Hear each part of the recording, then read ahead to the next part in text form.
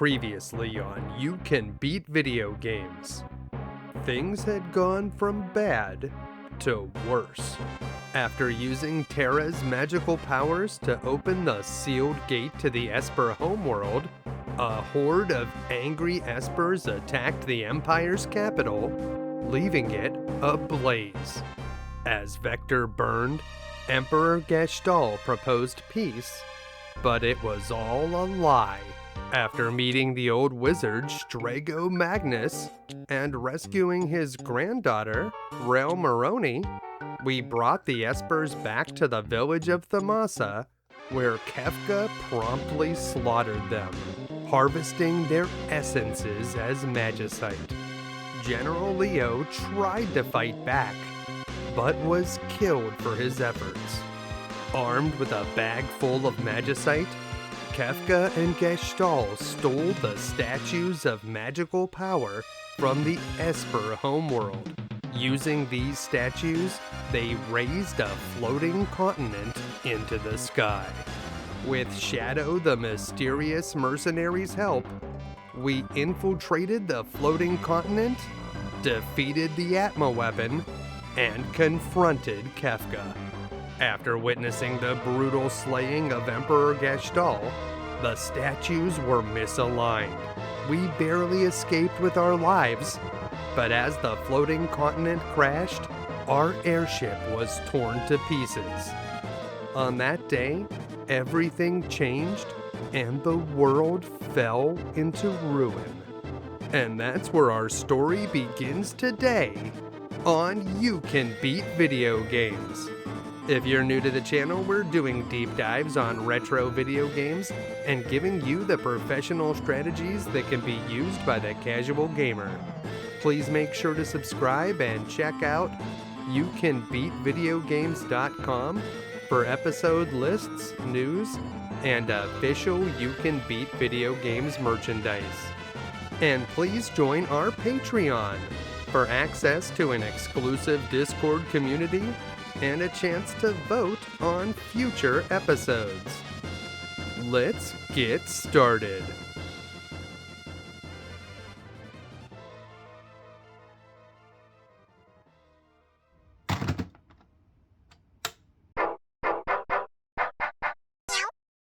All right.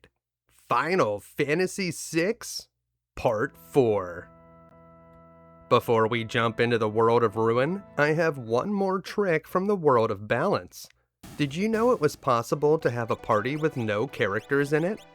Well, right after defeating Kefka at the snowfield, make a party with only Gao in it. Walk to Figaro Castle, and we're going to move the castle to the Kohlingen area. So we'll talk to this old man down here in the basement, and he will take us beyond the mountains. After a lengthy animation, we can walk to the town of Kohlingen, and that's where we're going to be able to recruit our second character. So we'll head to the cafe, and we're going to hire the mercenary Shadow for 3,000 gold pieces. You'll probably want to save the game after recruiting Shadow, because he could leave at the end of any battle. We need Shadow to make this work, so if he does leave, you'll need to reset and reload your last game. Once you have Shadow, you need to go back to Figaro Castle, and we're going to move the castle back to its position near the town of Narshe. So we'll head underground again, and after another lengthy animation, we'll find ourselves back on the other side of the mountains. Now we need to hike over to the South Figaro Cave, and we'll need to pass through it to the other side, and once we get over there, we're going to work our way to Mount Colts. You'll need to go all the way through Mount Colts, and on the other side you'll find the Returner's Hideout.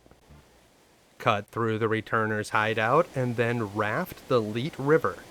When you get to the end of the river, you'll emerge at the beginning of Sabin's scenario, and at this point I recommend walking to Nikeah, because here we'll be able to rent a chocobo. You can go a different way and not rent the chocobo, but it will take a lot longer. Once you have this chocobo, we're going to ride it all the way to Barren Falls. You'll be able to skip over the Phantom Forest and the Imperial Base because we're riding on a bird.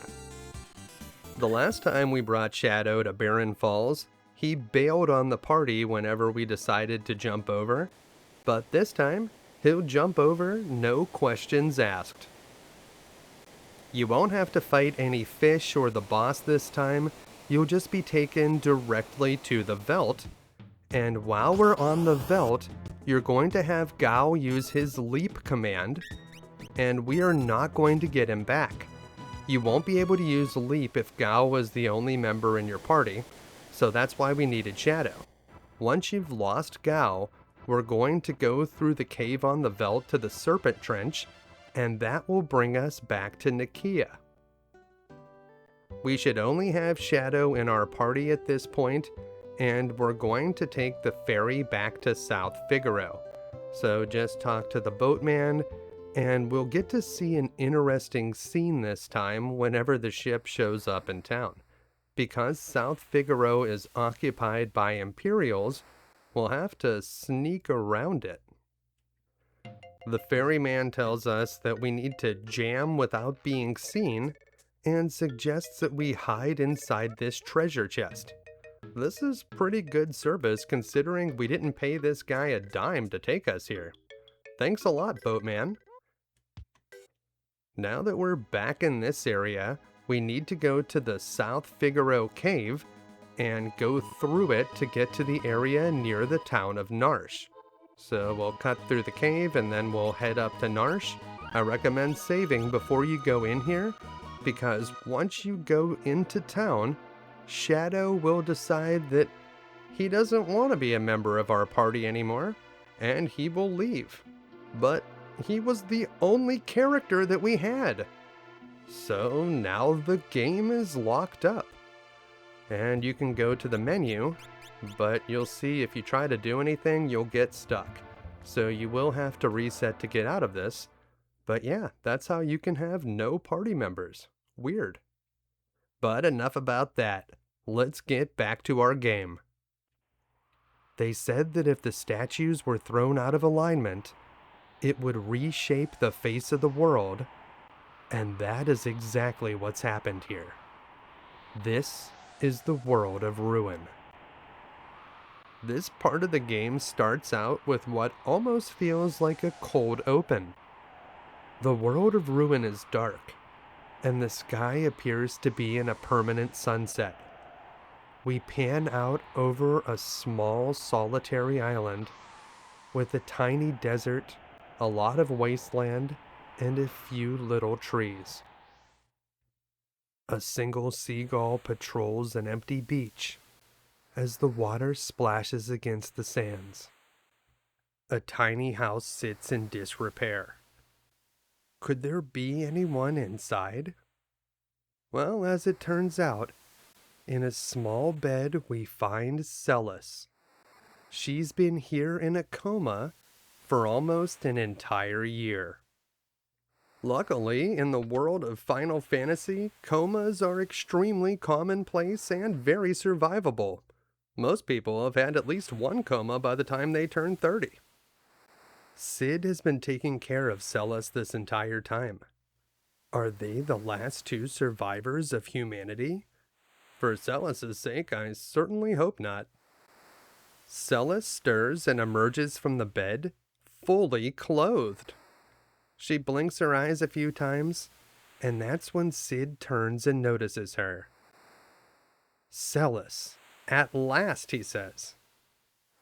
Celis says that she feels like she's been sleeping forever, and yeah, I suppose that being in a coma for a year would have that effect on someone. Cid has been taking care of Celis this entire time, but it's really worn him out and taken a major toll on his health. Cid tells of the early days after the world fell into ruin. There were a few other survivors on this island, but they all passed away from boredom and despair. It's probable that Celis's friends are gone. And now, only Sid is left. But Sid may not have much time left.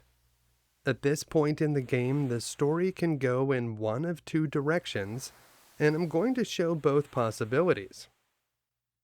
Once Sid gets into the bed, his health will begin to deteriorate rapidly. We are on the clock. If you want to rescue Sid, you'll need to catch some high-quality fish and feed them to him, but if you want to see him die, all we need to do is waste time around the house or the beach.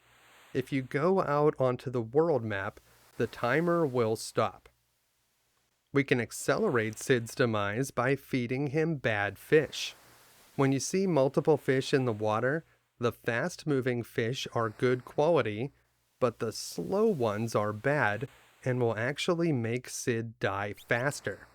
You can confirm which kind of fish you have by checking the rare item menu. The ones that say yummy fish or just a fish are good, but the ones that say rotten fish or fish and nothing else, those are bad fish. You may be surprised to learn that the fish that's just fish all by itself is actually worse than the rotten fish. So the rotten fish is the second worst fish, but the other one, that one is even more rancid. Each time you talk to Sid, you'll feed him all the fish that you have, so be careful when you're catching multiple fish. The messages that we get from Sid whenever we talk to him will indicate how far along he is on his recovery or demise. That message we just got where he says he wants to be able to thank us while he can still talk, that one is extra bad. So I won't be surprised if we talk to Sid and just find him dead here. And yeah, that's what's going on. Seeing Sid's lifeless body triggers one of the most traumatic scenes in the entire Final Fantasy series. No, you promised you'd stay here with me, she says. But he's not joking. Sid is definitely gone. I'm a bit surprised that this next part of the game wasn't cut out entirely. They try to gloss over it with the translation, but I don't think a cool swim in the ocean is going to make anyone feel better about having to live alone on a deserted island because everyone that they've ever loved or cared about is dead. No, I don't think that's what's going on here. As Celes backed closer and closer to the edge, she suddenly thought of Locke. Where are you, Locke Cole? I need you to help me to make a stand, just to see me through another day. My body's aching, and my time is at hand. I won't make it any other way. I've seen fire, and I've seen rain. I've seen sunny days that I thought would never end. I've seen lonely times when I could not find a friend, but I always thought that I'd see you again. But Celes didn't die that day. No. Fate had a lot more in store for her. And as she woke up slowly on that beach, battered, bruised, and a bit damp, the universe decided to send her a message. At first it looked like just an ordinary bird with a broken wing, but this bird's bandage looked strangely familiar. It appeared to be made from a bandana. Yeah, a bandana. It can't be. Celes demands answers from the bird, but it just flies away. The injured bird was in no way definitive proof, but deep within her heart, Celes knew that Locke was alive. And if he was alive, well, the others might just be alive too. Back inside the house, Celes finds a message from the old inventor that was definitely not there before. Was he not actually dead before we left? Did he have time to write this message before he actually passed? Well, in any case, the door to the basement will now be opened, and inside we'll find a raft. And with that raft, we can finally leave the solitary island and set off for the rest of the world of ruin. Sid may be gone, but we'll make sure that his memory lives on. I'll make you proud of me, Granddad, Sella says, as she sails off for parts unknown. So that's what happens if you let Sid die, but this story could have a happy ending, so let's take a look at what happens if we rescue Sid instead. Keeping Sid alive takes a good bit more effort than letting him die, and once this scene finishes, we are on the clock. However, we can make up a lot of time by feeding Sid the best fish, so we'll take a moment to get our equipment in order. Putting on the sprint shoes is a good idea so that we can move more quickly. And if you want to take a break from this whole thing, we could take a moment to explore the island. We'll equip the optimum equipment, and then we're going to hurry off to the left. You'd think that taking the time to explore the overworld would be extremely detrimental to Sid's health, but he has one of those diseases that only affects him whenever he's near another person, so while we're out here, he'll be fine. The only enemy that you'll meet out here in the wasteland are these peepers, which is some sort of squirrel that will spontaneously die if you just wait around for a moment. How are those things not extinct? This small sandy desert has slightly more powerful enemies, like this black dragon, but it's really not that tough. This guy is undead, so it's weak against fire or holy magic, and it can be damaged by healing spells like Cure or even Life. Occasionally, this monster can inflict the zombie status, which would be a big problem considering we're only one character. Luckily, the ribbon relic that we are equipped with will prevent zombie, so as long as you have something on like that, you'll be fine. And now let's get back to trying to rescue Sid. Sometimes when you go down to the beach, you'll notice that there are no fast-moving fish. That one is very slow. In this case, you just want to go back and talk to Sid again. This will re-roll the fish. Keep doing this until you see a fast one, like this one right here. We will check and see which kind of fish we got on the rare item menu, and this one is a yummy fish, which is the best kind of fish. If you found a yummy fish, abandon the other fish that you see and immediately feed it to Sid. If you made good progress on helping Sid, you may want to step outside and save the game. So we'll do that very quickly, and then we'll go back to trying to catch some fish. The worst fish move very slow, and the best fish move very fast, but the medium fish are harder to tell apart. This one is just a fish, so that was a good catch. We'll head back and feed it to Sid. If we had caught a rotten fish there, that's not a disaster. We would want to catch the other medium-moving fish, which would almost certainly be a Jesta fish, and that would cancel out the rotten fish and actually be a net gain. So you can have more than one fish at a time, but if you find a good fish, you want to immediately feed it to Sid, and if you find the rotten fish, you want to try to catch a Jesta fish or better to cancel it out. You should never give Sid the one that just says fish by itself. That one is very bad. It's not that hard to avoid the very slow moving fish, so you should be able to find the best ones, as long as you don't attempt to catch fish when there aren't any good ones in the pool. This fast-moving fish we just caught is almost certainly yummy, and we are able to confirm that on the item screen. And we're going to head back here and give it to Sid, and we'll notice that he's feeling a little bit better. We still need to work fast. As long as we're only catching good fish, time is our enemy here. And we caught the fastest fish of these 4, so that's the yummy fish. And we'll try to push it here, and we got the Jesta fish, so that is the best combination of fish you could have. This should have a great result.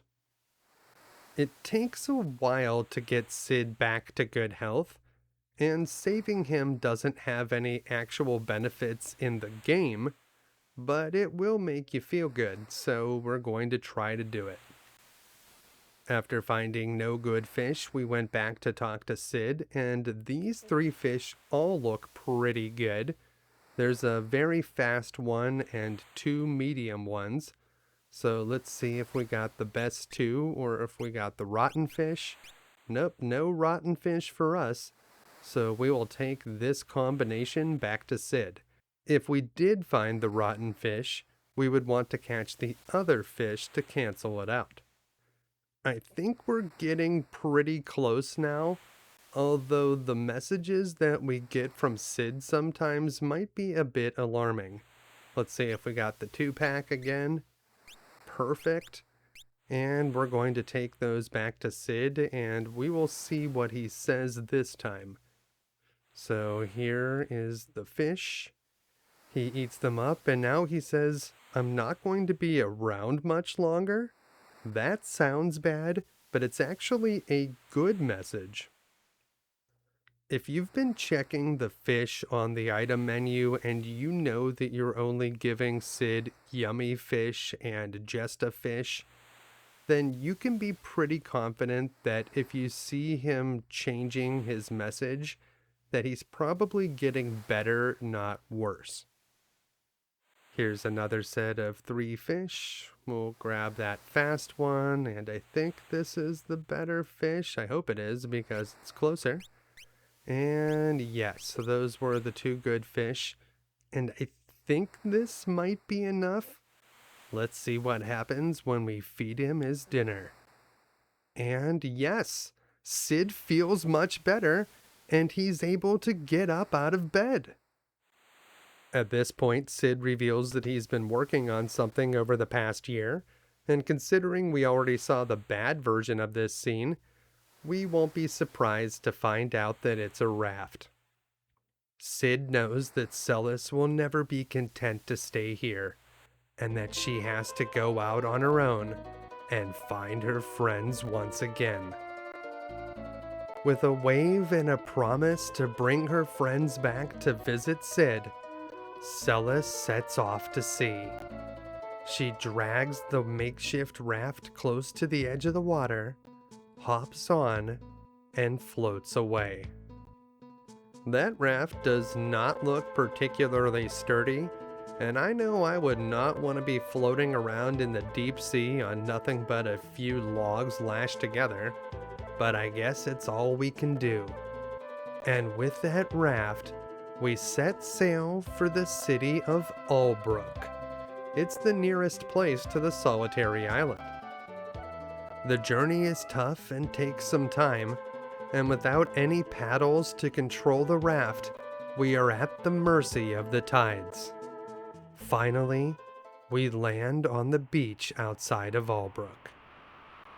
The raft seems to have sunk to the bottom of the sea, but Celis is in good condition. With a bit of luck, we're able to make it to the city without hitting any monster encounters. Well, it's nice to see that there are other survivors of the apocalypse, and many of them continue to operate shops. They even stick to the pre-established pricing from the before times, because even in the post-apocalypse, price gouging is strictly forbidden. The Merchant's Code is very clear about this. The word around town is that Kefka lives in a tower made from debris when the world ended, and this man in the cafe, which is totally not a bar, remembers the world of balance fondly. He remembers it so clearly that we can see it too. Imperial soldiers knock back bottles of orange juice as women dance on stage. It was a different time. Once we're done chatting about the good old days, we can go up these stairs where we'll pass through the now silent cafe. On the other side, we'll find a relic shop, and we can pick up some items here if we need them. Somehow Celis ended up with all of the party's equipment and money. I'm not exactly sure how that happened, but I'm also not sure how she survived falling out of an airship. There are some things we'll just never get the answers to. This man tells us about something called Crusader. Crusader is an esper that we'll be able to get if we can defeat the 8 dragons. We'll have to be on the lookout for them. Up here we'll find an inn. It's 300 gold pieces to stay the night, and while Celis may be one of the wealthiest individuals here in the world of Ruin, we're going to save our money for now. The armor shop doesn't have any must-have items, and up here we'll meet an old man who painted the Emperor's portrait, but the Emperor didn't like it, so he sold it to a man named Auser in Jidor. Interesting. This old man, that appears to be the last old man's twin, explains that when the world was ripped apart, many monsters were released, including the 8 dragons that we heard about earlier, and 2 demons, Phunbaba and Doomgaze. This scholar here in the weapon shop is still talking about the Atma weapons, and I have good news, my dude. We not only found the Atma weapon, but we defeated the monster. There's another identical old man up here in the corner that says he saw a monster called Doomgaze, and then he says he'd rather take an acid bath than fight that thing. What a strange thing to say. What is this, Final Fantasy fear factor? And that's really all there is to see here in Albrook. Once you're done shopping and chatting with the people, head on outside. And as we start heading north, we've encountered a Geolomantis and a Mesosaur. Both of these monsters have relatively low HP, and the Geolomantis is weak against fire magic, so we can use a Fire 2 spell against it, and the Mesosaur is weak against ice magic, and while we don't have Ice 2 right now, we'll try out the good old Ice 1 magic, and we may need to cast it a couple times to beat this guy. The Mesosaur tried to use T-Lash against us, which can inflict the Sap status. Sap is sort of like poison, but it acts a little bit more quickly, and it doesn't last after the battle is over.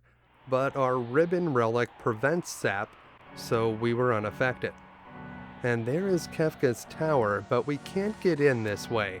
We'll need an airship to get inside.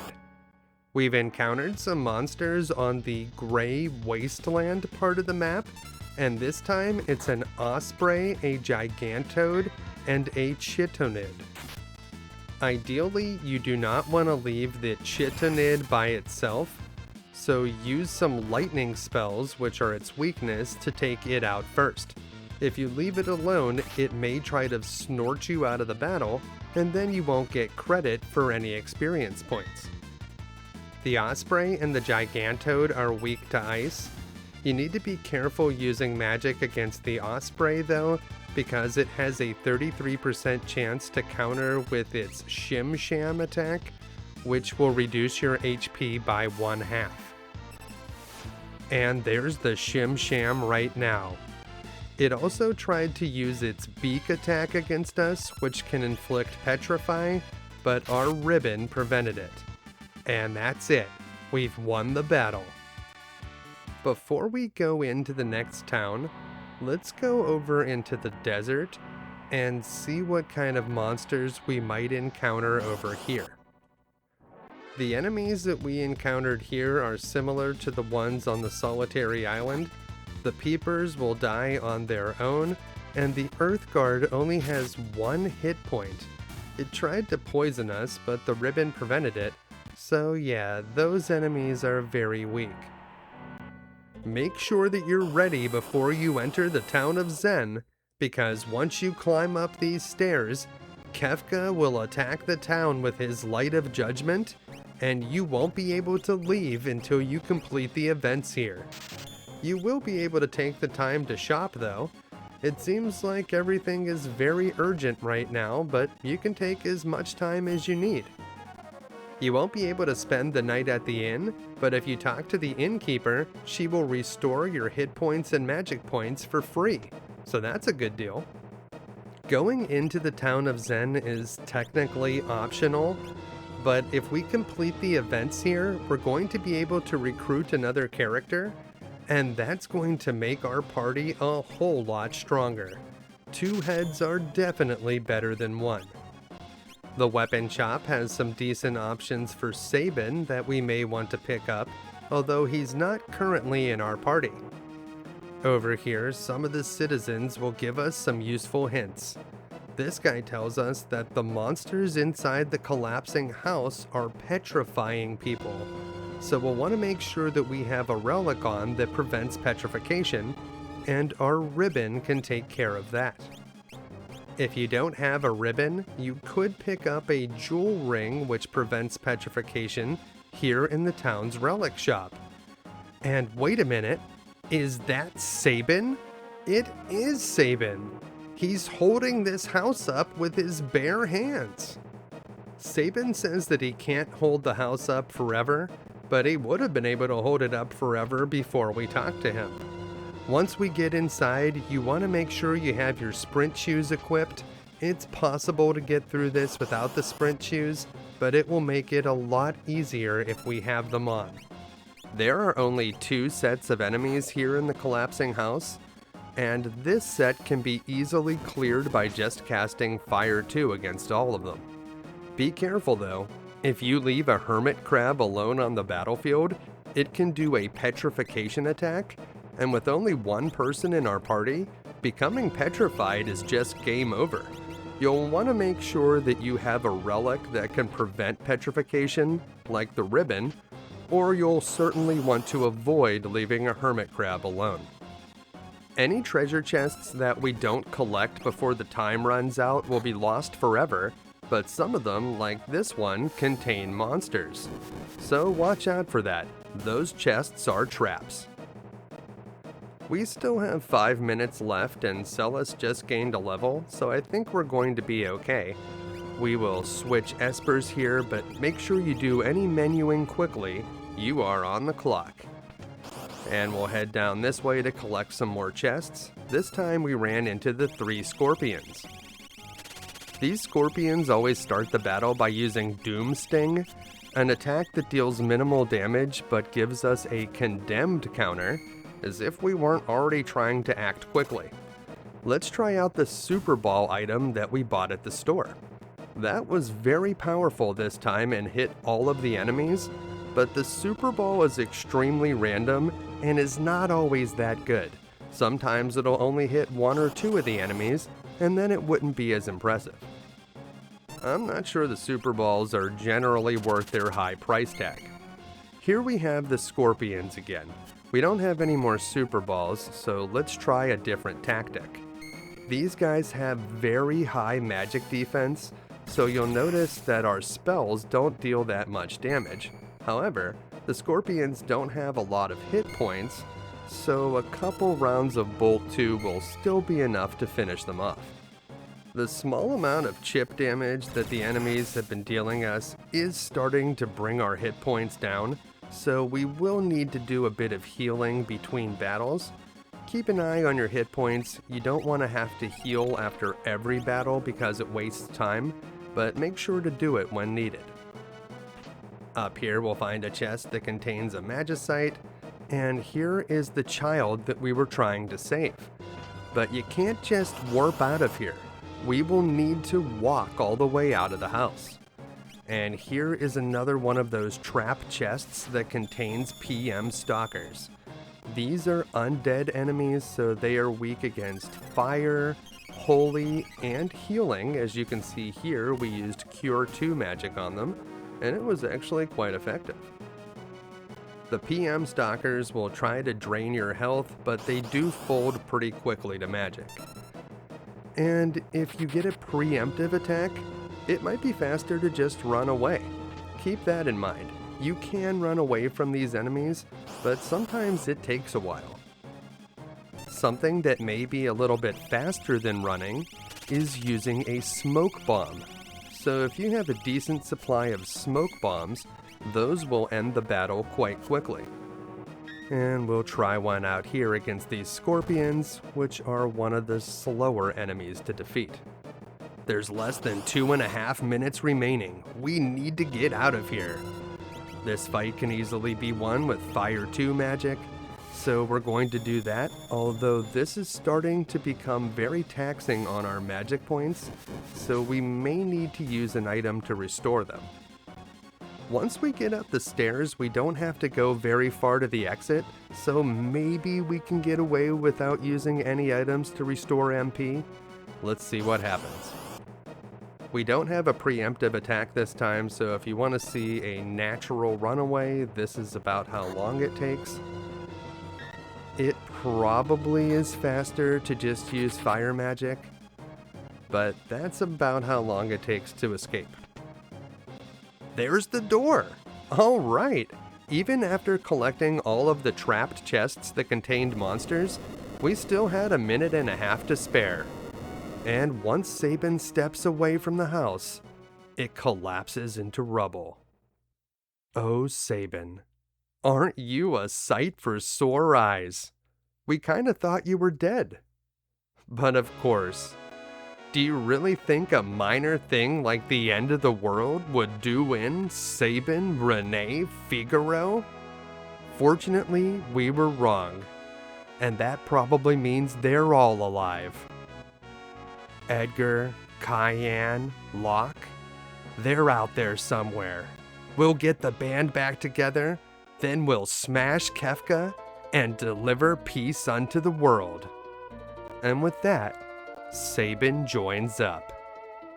In the aftermath, the people of town have some different things to say, so we can chat with them for a while, but before we go out into the world map, we should make sure to equip Sabin. He doesn't have any relics right now.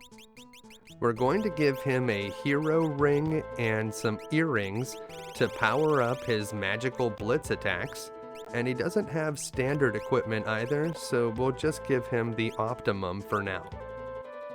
Recruiting Sabin is not mandatory, but it's going to make the next part of the game and an upcoming boss a whole heck of a lot easier.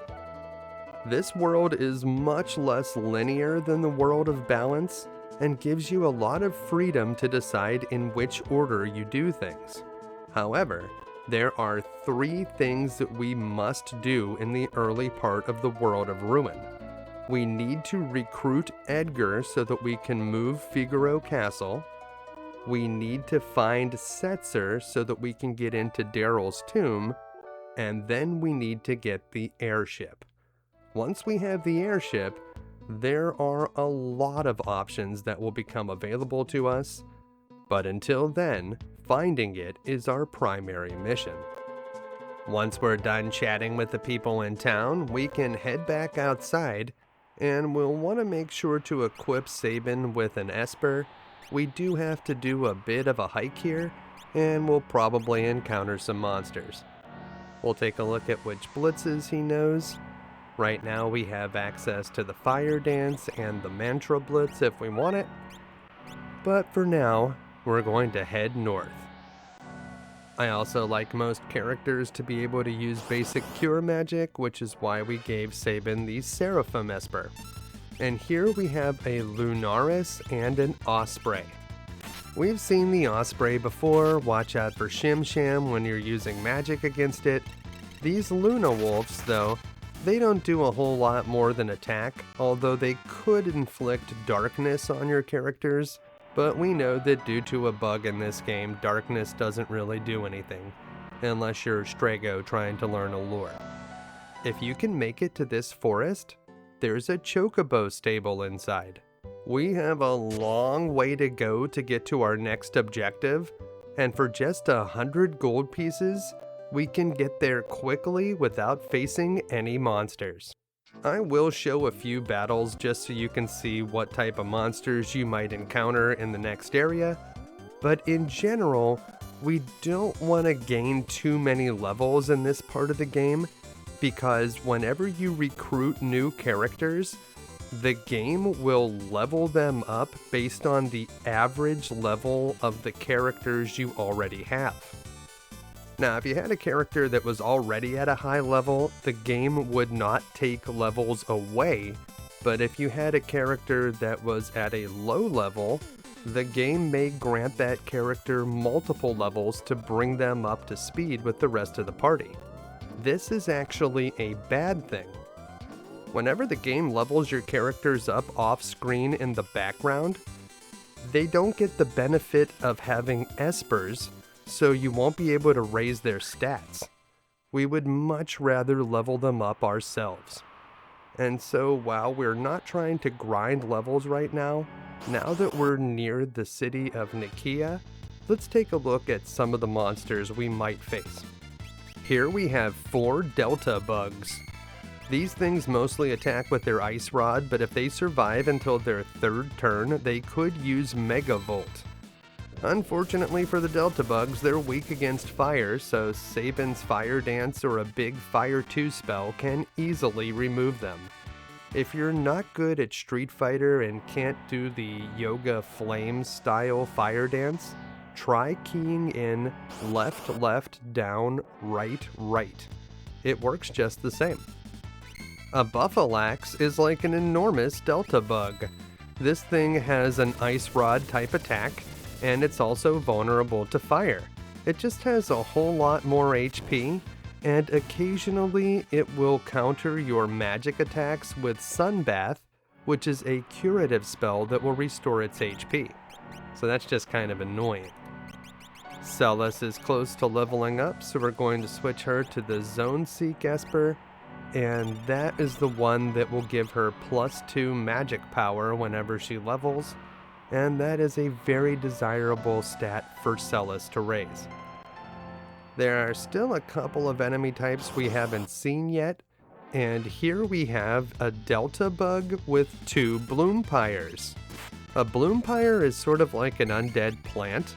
They are weak against fire magic and curative magic, and if a Bloompire survives to its 2nd turn, it may use Energy Sap, which can inflict Zombie, and on its 3rd turn it has a 66% chance of casting Bio, but those things only have 12 hit points, so lasting more than 1 turn is unlikely. And here we have 2 Bloompires with a Lizard. On its 1st turn, the Lizard has a 1 in 3 chance of turning one of your party members into an imp. Otherwise, it just does weak physical attacks and is weak against ice magic. So although it has a decent amount of hit points, the Lizards are not a big threat, especially if you have relics that can prevent imp. Celis leveled up a couple battles ago, so we'll switch some espers around, and let's take a look at her status. 46 magic power, and you can see that Sabin also has some pretty good stats. Let's head on into the town of Nikeah. Wow, the apocalypse looks like it barely touched this place. There's bright green grass and beautiful pink flowers in the town square. We fought some monsters outside, so we'll take a brief nap here in the town inn. That will restore our hit points and magic points, as well as fixing up any statuses, and then we'll be on our way. Just like in the world of balance, there's a chocobo stable here, and a bunch of vendors set up in an open-air market. Here we can purchase some basic items, and we can also get some nice weapons and armor. This guy tells us that Doma Castle is haunted and that demons attacked him in his dreams. And over here, we can purchase a weapon called the Enhancer, which raises your magic power in addition to being a decent blade. This sword doesn't just raise your magic power by 7, the enhancer also raises your magic blocking by plus 20, which is extremely valuable considering that due to a bug in the game, magic blocking covers both magical and physical attacks. So yeah, that's great stuff. Once you're done shopping, head on into the cafe. We need to speak to all 4 of the thieves here in the cafe to trigger the next event, and it doesn't matter which order you talk to them in. When you speak to the last one, that guy in the left will rally them all together and they will leave this cafe. Also, if you talk to the other people here, we'll learn that their leader is a man named Gerad. After the thieves pile out of the cafe, head back up into the market and you'll see a familiar face. Is that Edgar? He says his name is Gerad, but I'd recognize Edgar anywhere. And if you're going to pick an alias, maybe choose one that's not an anagram of your own name. Like, come on man, you're not the Riddler. After a brief detour over to the armor shop to pick up some diamond helmets, which are a nice upgrade for our party, we're going to keep talking to Edgar, or Gerad, until he heads off to the docks. Just before he departs, Edgar makes a small mistake. He calls Celis my lady, which is something that only Edgar would say. I mean, come on man, I'm standing here with your twin brother. How long do you think you can keep up this charade? Follow Edgar down to the docks, and we'll be able to hitch a ride to South Figaro. That's great. This is exactly where we needed to go. So we will automatically hop on board the boat, and we will take off across the dark maroon waters. Now that the world has been rearranged, South Figaro is actually quite close to Figaro Castle, although the castle itself seems to be missing at the moment. We'll find out what happened to it as we explore the next area. We need to follow Edgar here, but first, way back at the beginning of the game, we had the patience to not collect most of the treasures here in town because they would get better later in the game. Well, now is the time. Here in the world of Ruin, the treasures have matured, and it's time to pick them up. None of this stuff is particularly exciting. We'll find a couple of tents, an elixir, an X potion, that kind of thing. So none of the treasures transformed into the Illumina sword. But these are better treasures than we would have found before. They're just minor upgrades. Here on the mansion's upper floor, a wealthy man cynically describes the situation. And this woman still can't figure out where that draft is coming from. It's from the dungeon downstairs. Over here, we can talk to these children, and one of them has a semi-useful clue about jumping on a turtle. We'll understand what that means shortly. Outside, some people are working on repairs, and this man is getting dizzy from watching a water wheel. There are a few nice shops here in town, and the weapons store sells a gold lance, which could be a good upgrade for Edgar, although he rarely attacks with a weapon considering his tools are so useful. Here in the armor shop though, we may want to pick up a couple sets of diamond armor. That's not only a good upgrade for our team, but when paired with the diamond helm, we're going to be the flashiest adventurers out there. We're going to sparkle like the vampires in Twilight. Armor so icy, helmet so heavy that my neck don't like me. We'll be dazzling enemies to death with this gear. No surprises here in the item shop. If you can hold out on buying items, we're going to get Edgar back pretty soon, and then we'll be able to purchase items for half price in Figaro Castle, so you may want to save your money until then. This man is happy that his grandchild survived, and outside, we'll talk to another person who tells us that Duncan survived. But where is he? We'll have to find him later. Once you're done shopping and collecting treasure, it's time to get down to business. Let's head on inside this inn. Over here, we'll find a fairly standard relic shop. If you need running shoes, you may want to pick those up. We will need them for the next boss. Get a couple pairs if you can. The inn here in town is an affordable 80 gold pieces per night, but that's not what we were looking for. Gerad is in the upper right room. We need to confront him again.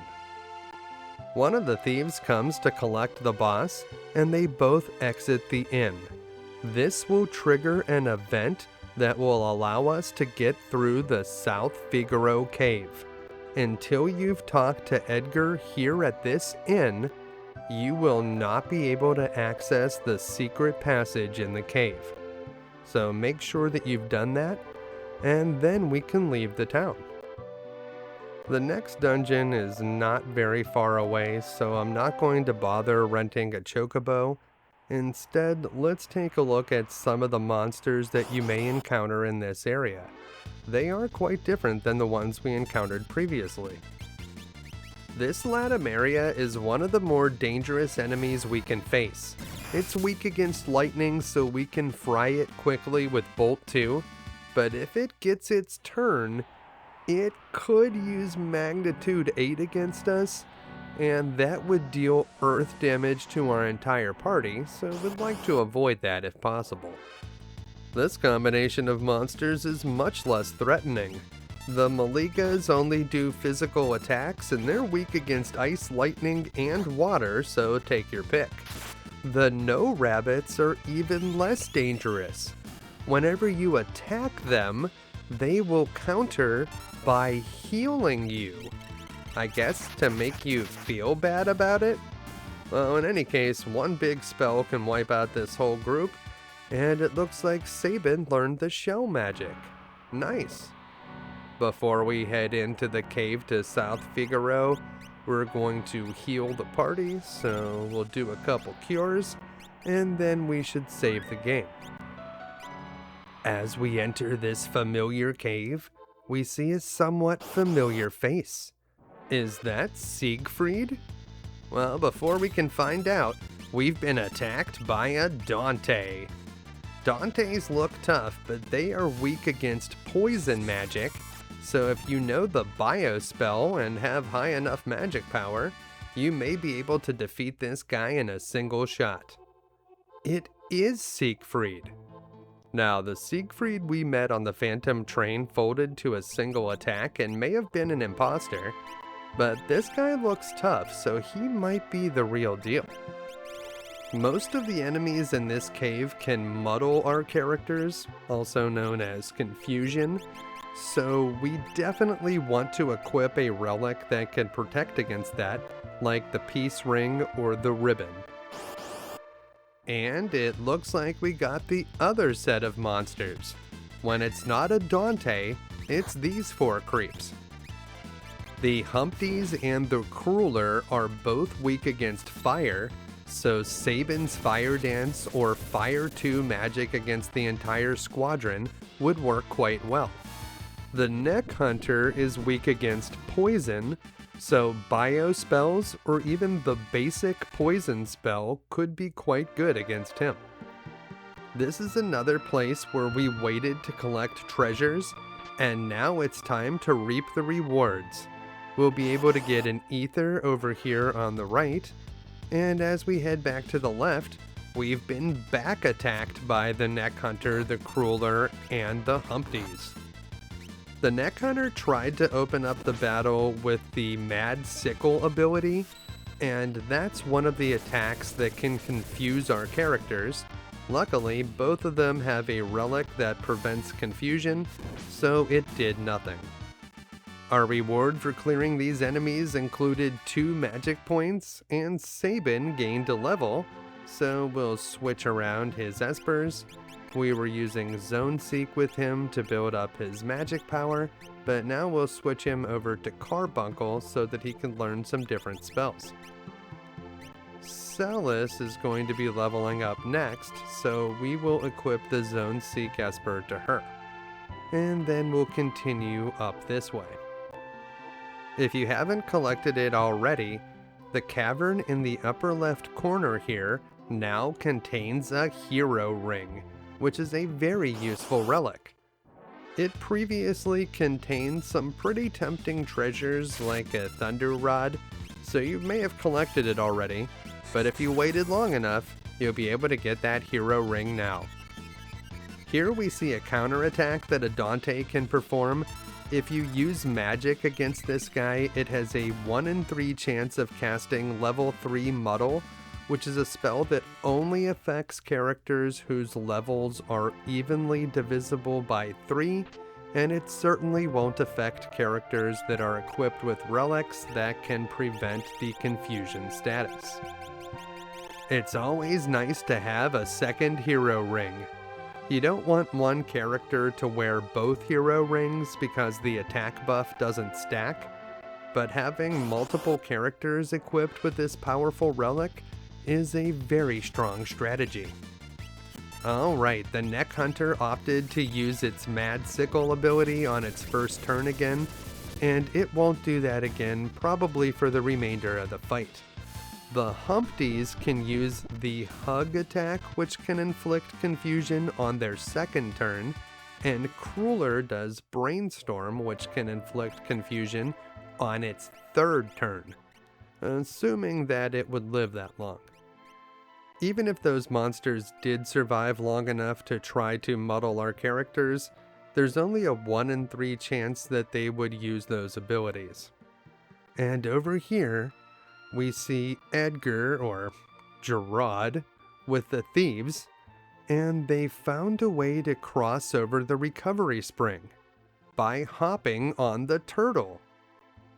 If you haven't spoken with Gerad at the South Figaro Inn yet, you won't see this scene and you won't be able to pass this part, so if you haven't done that, you may have to go back. But for now, we'll hop across the turtle and head into the secret passage. The monsters here in the passage are a lot of the same ones that we've seen already in this cave, but in different configurations. Here we have 2 Neck Hunters. Sabin knows the Bio spell, which is enough to one-shot one of these guys, and the Poison spell that Celis used was almost enough to defeat the other Neck Hunter, so a simple melee attack will finish the job. This guy dropped a peace ring for us, so if you didn't have the appropriate relics to prevent muddle when you got to this cave, you might find them within. All we need to do in this room is cut across the bottom to the exit, but if we head up this way, we'll see Siegfried claiming the final chest. That guy is a pro. Where did he disappear to? This time we have 2 Humpties and a Crueler to fight, and using Sabin's Fire Dance Blitz will make this all too easy. We can also use Fire 2 magic to quickly clear these guys, but the Fire Dance is extremely effective. We should probably use some curative magic here. Celis is getting low on HP. And once we're all set, we will continue to the lower left. The exit is within sight, but before we can get out, we have to face the 2 Humpties and the Crueler once more. Of course, Sabin's Fire Dance will make this all too easy, and in one shot, the 3 enemies are felled. And with that, we should finally be able to get out of this cave. And where does the exit take us to? Well, the inside of Figaro Castle. Who would have guessed that? As we pass by the lifeless corpse of several castle guards, it's clear that something bad happened here. We can't go into any of the outer areas because the castle is stuck underground, but the old man won't stop us from going into the basement, and that's where we need to go.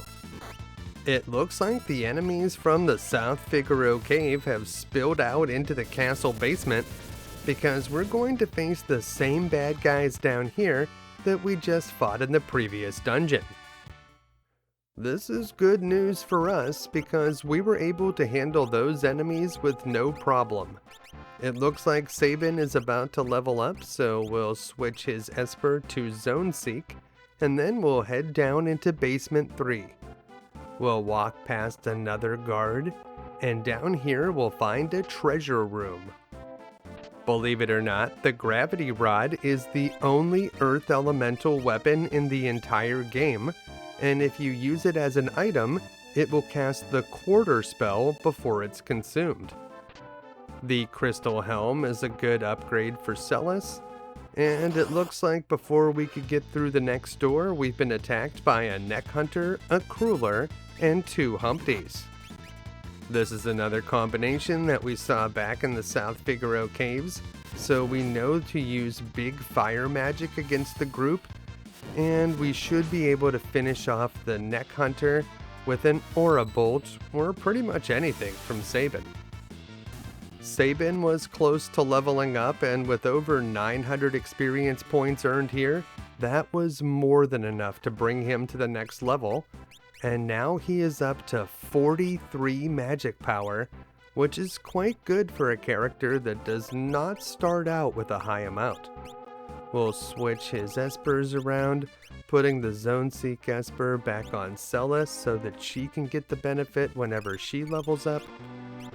And we will also cure the party before heading through this door, which will take us to another one of those side rooms, and then over to the left side of Basement 2, where we'll find the Regal Crown. This crown is a special helmet that can only be worn by the Figaro brothers, Edgar and Sabin, and it provides an additional +1 magic, speed, stamina, and vigor, so those are some very nice bonuses. We'll equip it to Sabin for now. This monster encounter is a preemptive attack against a Dante, and because he's the only monster on the battlefield, a suplex deals extra damage. The poison spell also deals extra damage because the Dante is weak against it, and it looks like Sabin learned Reflect. The Reflect spell can be useful, but unfortunately it wears off over time, so if you're serious about Reflect magic, you probably just need to use Wall Rings. And we're facing another Dante again. This time we'll use the Bio spell, which was able to defeat it in a single shot, probably because it's weak against poison and our magic power is so high. That long hallway brings us to the engine room, and this is where we're going to fight a boss. Before facing the boss, you want to equip each of your characters with a wall ring and a running shoes. This combination of relics will make them nearly unkillable, and even if you didn't bring Sabin because you skipped over the town of Tzen, Celis can probably solo this boss by wearing those 2 items. She may need to eat a few potions to do it, but it is very possible. Whenever we talk to Gerad, he tells the thieves to get out of here, and then it's time to fight the boss. It seems that some sort of tentacles have jammed up the engine that moves the castle. We'll have to get rid of them. The tentacles look similar, but each one is very different. The one in the lower left is not immune to doom or death attacks, so if you get lucky with Edgar's chainsaw, you can defeat it in a single hit.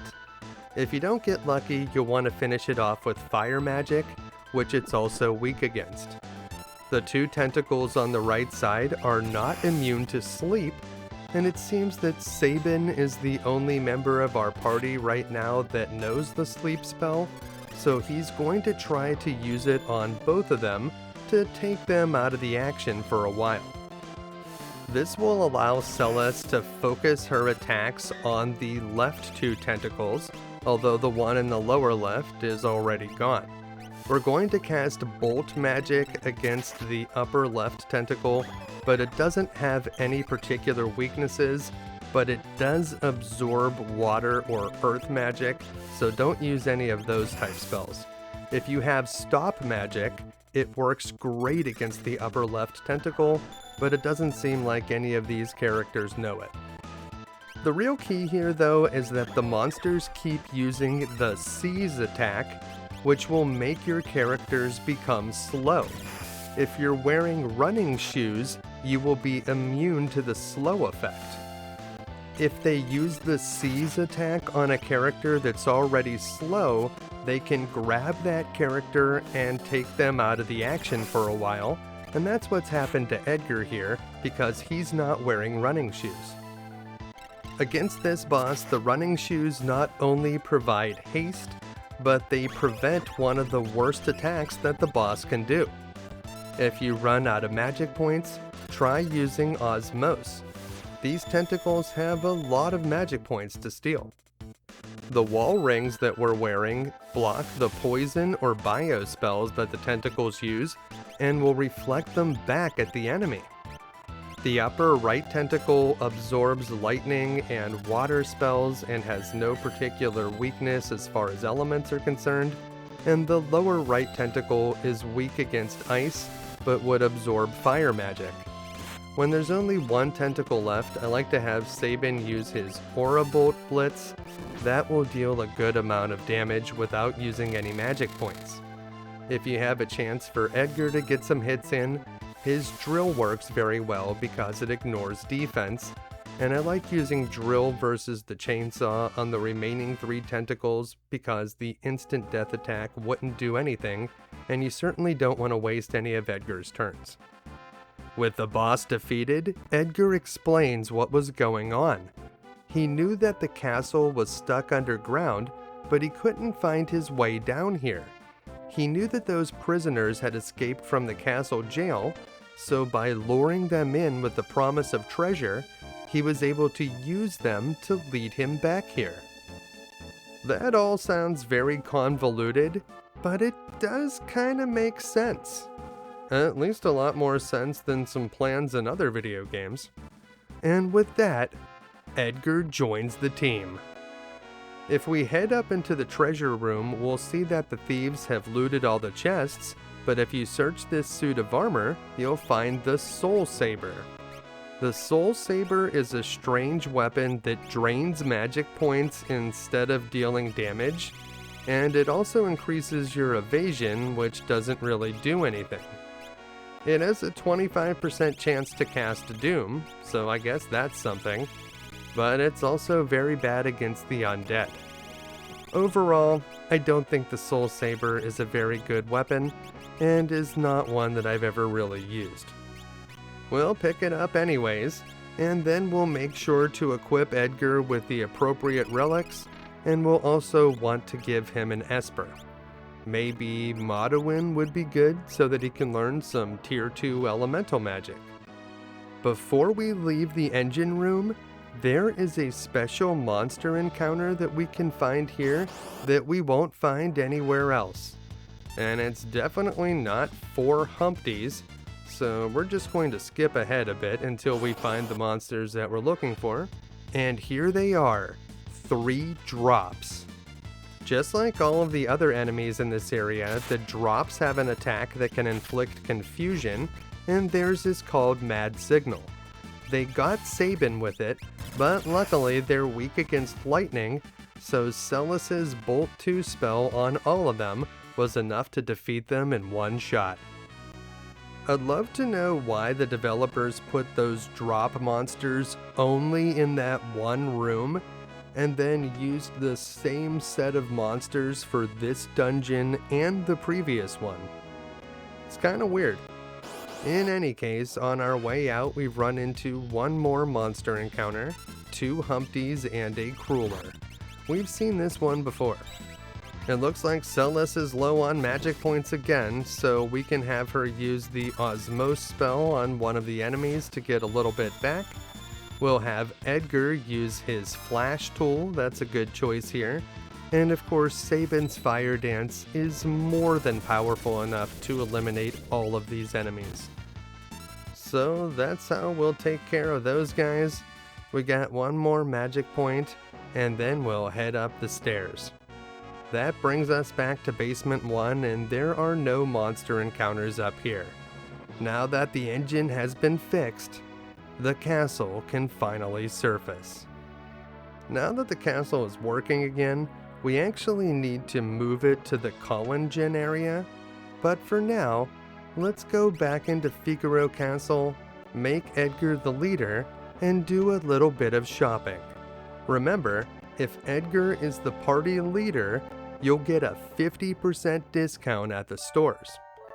Edgar does not have to be your party leader to be able to stay at this inn for free, and we'll take advantage of that right now.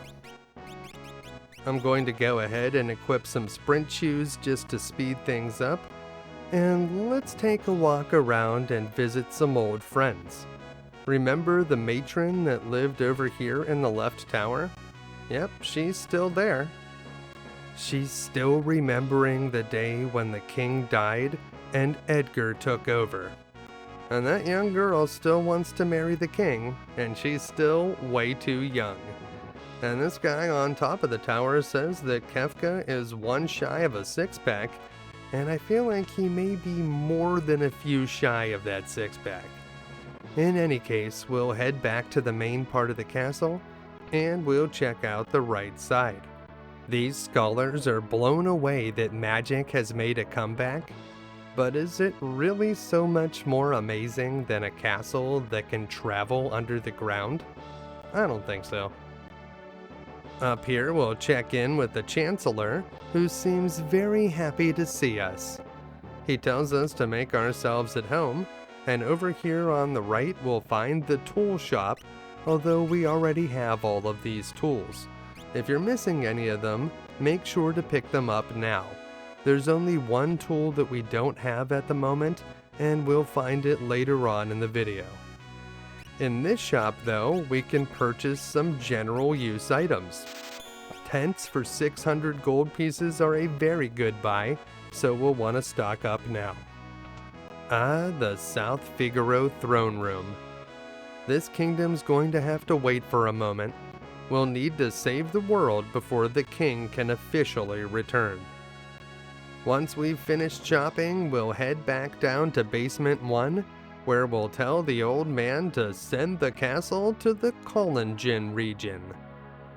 We'll watch as the castle sinks under the sand, and then travels across the desert and underneath the sea. Once we get to this other patch of sand, the castle will pop up in perfect condition. There's no tentacles gumming up the works this time, and once the castle has fully surfaced, we'll head on outside to a brand new area for us to explore. We'll switch off the sprint shoes here because they don't do anything in the overworld, and then we'll save our game.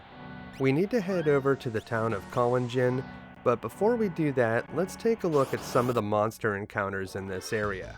All of the monsters that you find around here are different ones, with the exception of these Maligas, which we've seen before. Maligas are the most common enemies that you'll find in the deserted areas around here, and although they're weak against ice, lightning, and water, Sabin's Fire Dance is still good enough to clear them in a single attack. Now, if we wander around the areas that are not deserts, like the plains or the wastelands, we will meet some enemies we haven't encountered yet. We're not trying to grind a bunch of levels. If we do gain a couple, that's fine, but we are trying to meet all of the different enemy types so that we can later encounter them on the veldt. These two bogies are not weak against any particular types of magic, so just use whatever you have against them. They only do physical attacks. They do have one special move called Oogie Boog, but that's just a physical attack that deals double damage, so not a whole lot of depth on those guys. There is another enemy type called the sand horses that we haven't encountered yet in the deserts, so we'll see if we can find some of those, and it's the Maligas again, so let's just skip ahead until we actually find what we're looking for. And, oh look, here's a sand horse. You can also find sand horses in the desert that surrounds Figaro Castle's other position, and they occasionally use the Sandstorm spell, which deals a decent amount of wind damage to the entire party. They also have an attack called Clamp, which deals 5 times the normal physical attack damage, so that's kinda scary, but they're weak against ice, so it's not difficult to clear them out with the appropriate spells. If you take some damage while you're in this area, don't use a tent. Remember, you can just use the free inn in Figaro Castle. So that's what we're going to do. While we're here, I also want to mention that now that we made it to this area, we could go to the Colosseum, but you need specific items to be able to wager there, and if you don't know what you're doing, the battles can be quite difficult. So we are going to get into the Colosseum later in the guide, but we are not going to go there right now. We've checked out a lot of the monster encounters in this area, so we're going to make our way towards Kohlingen, and it looks like before we got there we hit one more battle, and this time it's against a Harpii. This monstrous bird looks imposing, but it's not actually that bad. It's weak against wind magic, which we can't really take advantage of at the moment, but it's still not that difficult to defeat.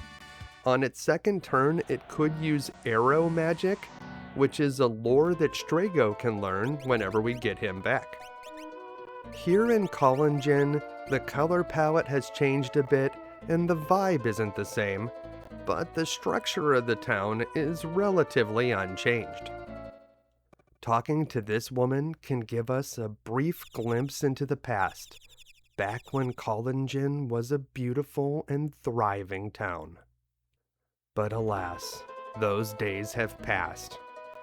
And while we're here, we find out that there was a man in town recently that kept calling everyone thou. Could it have been Cayenne? I mean, who else says thou? This house has nothing inside it, and we get a clue about someone looking for a weapon called the Striker at the Colosseum. But the main event here is inside the cafe, where we'll be reunited with Setzer. With Setzer back on the roster, we finally have a full party of 4 characters again. But that's not all. Getting Setzer back is a mandatory step towards getting the airship. We will not be able to get an airship without him. We'll need the airship to get into Kefka's tower, and really, without the airship, there's not much else we can do at this point in the game. Setzer has always had a thing for Celes, and now that he's seen her, he's starting to feel lucky again. He reveals our next destination, a place called Daryl's Tomb. So that's where we're going to go. We'll be able to find another airship inside. Just in case we weren't able to find it on our own, the game actually shows us where Daryl's tomb is on the map, as if we're able to look inside Setzer's brain. Now, before we leave the town, we should equip Setzer with some appropriate equipment. We can also take a look at his status, but make sure to give him some relics, and we'll probably want to check on his equipment as well. We can try that coin toss relic, which will change his slots ability into a new attack. While we're here, we can also check on Locke's old girlfriend, who, believe it or not, is still being kept alive in this old man's basement. Yep, she's still there all right. Well, if we ever get Locke back, I'm sure he'll want an update on Rachel. Kohlingen also has some shops that we can check out. We just got a new character, so we may want to purchase some weapons and armor to outfit Setzer. Over here, we can pick him up a set of diamond armor, and then we will make sure that he's equipped with the best new stuff. The item shop has a lot of the usual fare. You may want to grab a few sleeping bags here, but if you really need items, it would be better to purchase them at Figaro Castle so you can get the kingly discount with Edgar. Setzer needs an Esper, so we'll give him Golem. It would be good if somebody knew how to cast the Stop spell.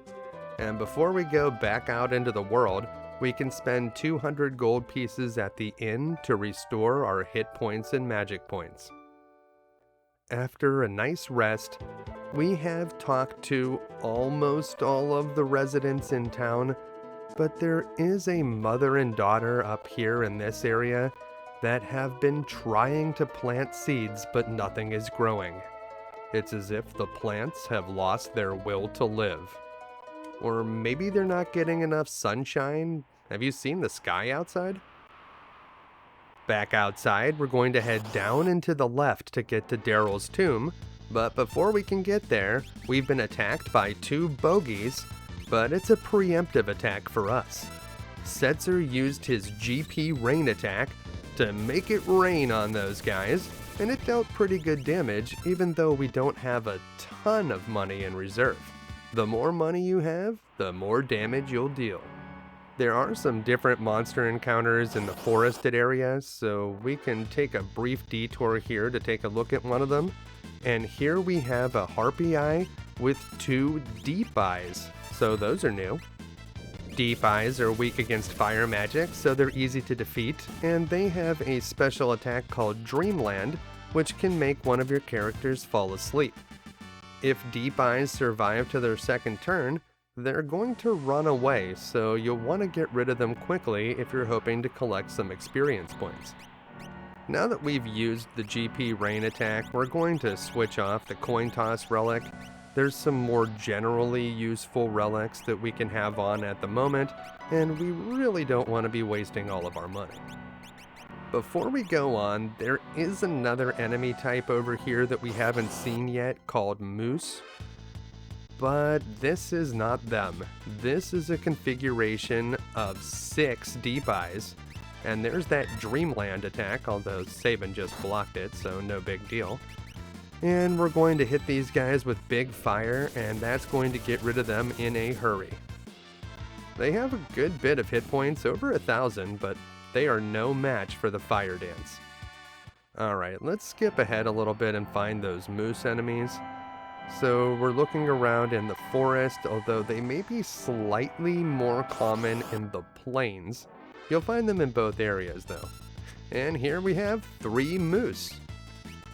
Moose enemies are immune to many different elements and statuses, so physical attacks may be the way to go. They can do an attack called Gunk, which will slow one of your characters down, and one alone, they may counter a magic spell by sacrificing themselves with the Pep Up spell, which is super weird. And that's also a lore that Straco can potentially learn whenever we get him back.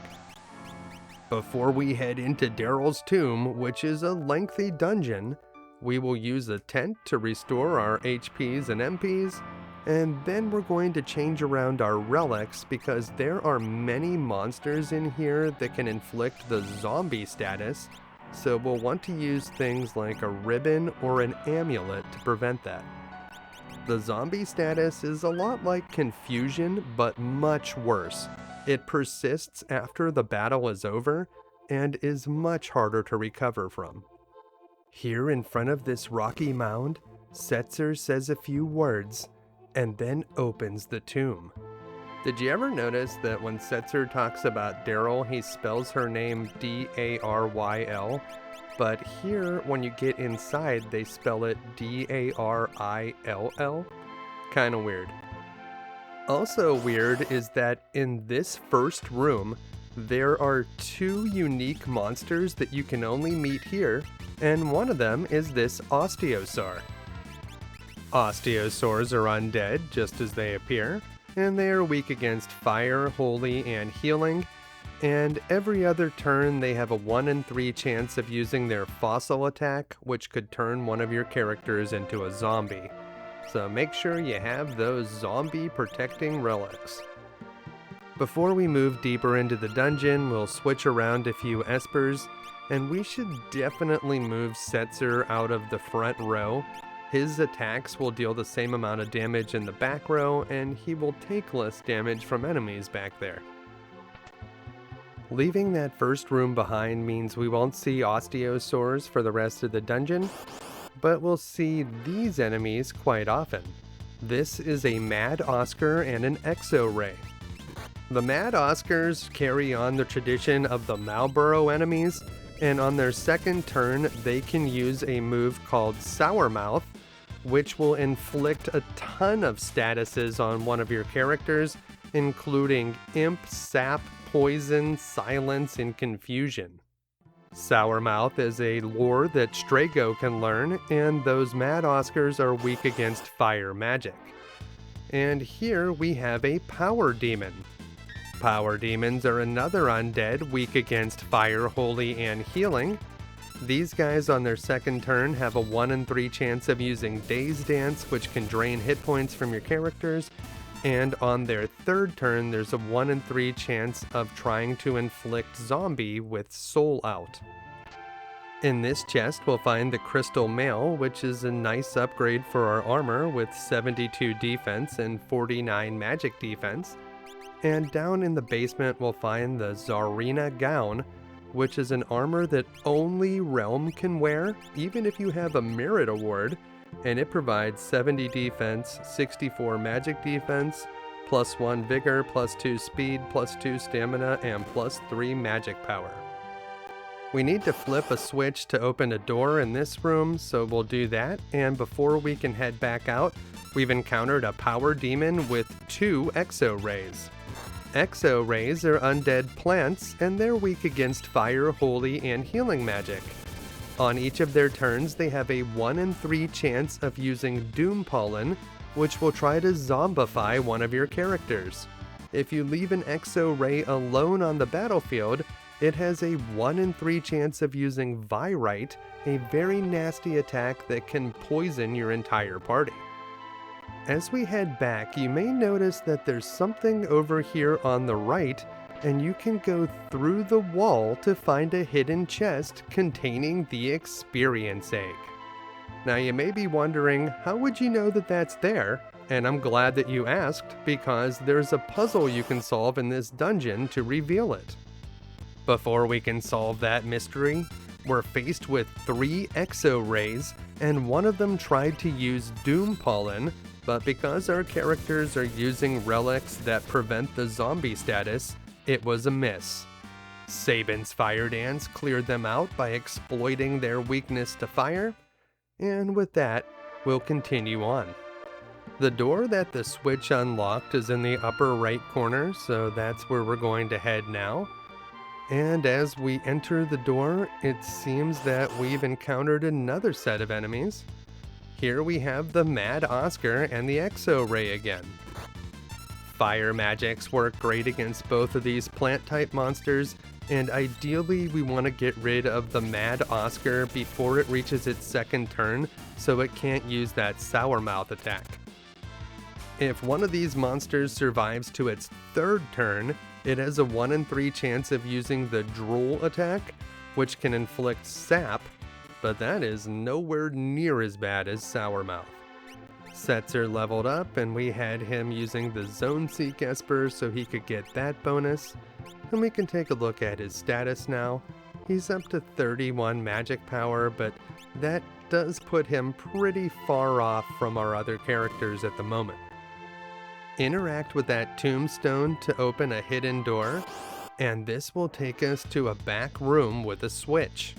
But before we can press it, it's the Mad Oscar and Exo-Ray again. Now these enemies are not that difficult when you encounter them normally, and you will never encounter them where your characters are in a pincer attack and surrounded by Mad Oscars, which is interesting, but you could get a back attack against them, and in that case they may have time to get to their second turn, and you may have to face the Sour Mouth. As we press this switch, it will be time for a classic video game water puzzle. It seems like we do this in a ton of games, like most of the Zeldas, Star Tropics, Ys Book 2. Heck, we lowered the water earlier in this game when we went through the Serpent Trench. Here we have 3 exo rays, and this time we've got them surrounded, so we have quite an advantage here. Remember that if you attack an enemy that's facing away from you, you'll deal extra damage. Down here in this tiny room, we'll find a Genji helmet, a powerful vanilla helmet that provides 36 defense and 38 magic defense. Those are very good stats, and we should equip it right away. Raising the water level opened up a new path in this room, so we'll hop on the turtle, and we'll ride down here, and in this room, we're going to go down to the bottom where we'll find this mysterious tomb. This part is optional because we've already found the experience egg, but if we check all of these tombstones, we'll have the letters that we'll need to solve the puzzle later. Each one of the stones has 4 letters on it, and when you put them all together, it doesn't seem to spell out anything, but we'll figure that out in a moment. But first, we have to face the Mad Oscar and the Exo Ray once again. It used its Doom Pollen on Setzer, and he didn't have a relic on that prevented zombification, so now Setzer's a zombie. It was unlucky, but it's something that can happen. Luckily, he attacked himself, and as a zombie, he has 0 hit points, so he can't take any more damage than he already has. Healing from zombification is awkward.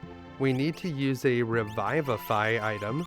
That will turn him back into a normal human, and then he has very low health, so we're going to need to use a bunch of curative magic to get him back up to snuff.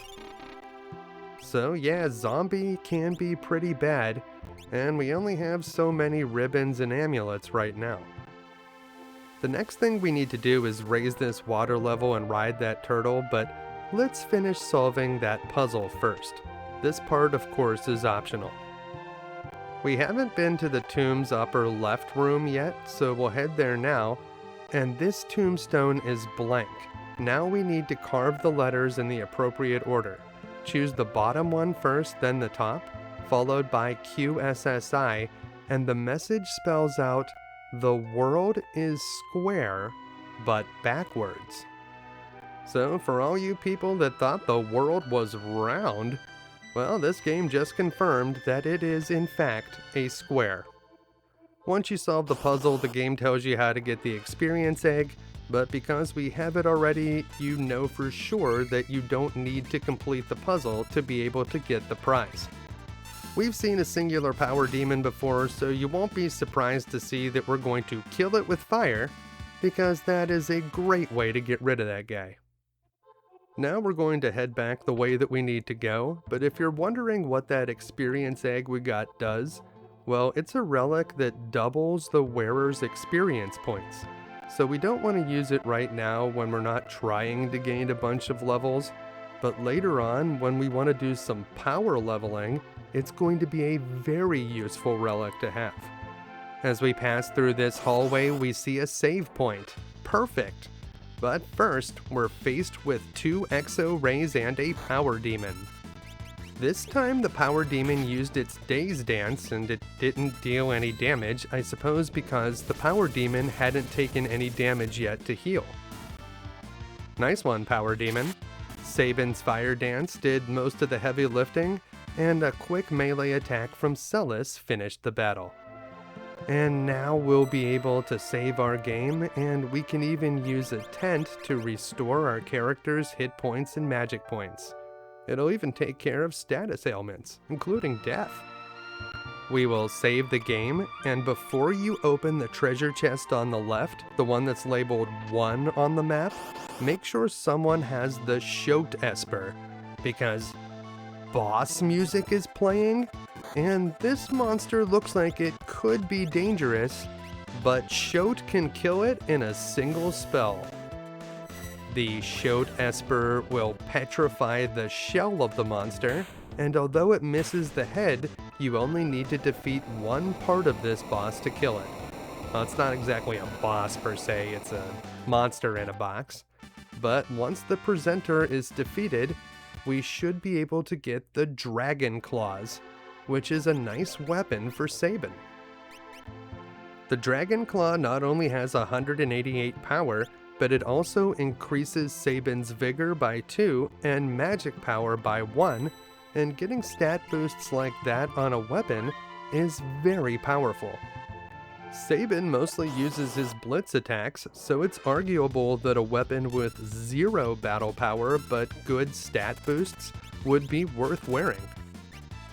We really don't have too much farther to go here, and this time we've faced a power demon and 2 exo rays, but we had them surrounded, so they really didn't stand much of a chance.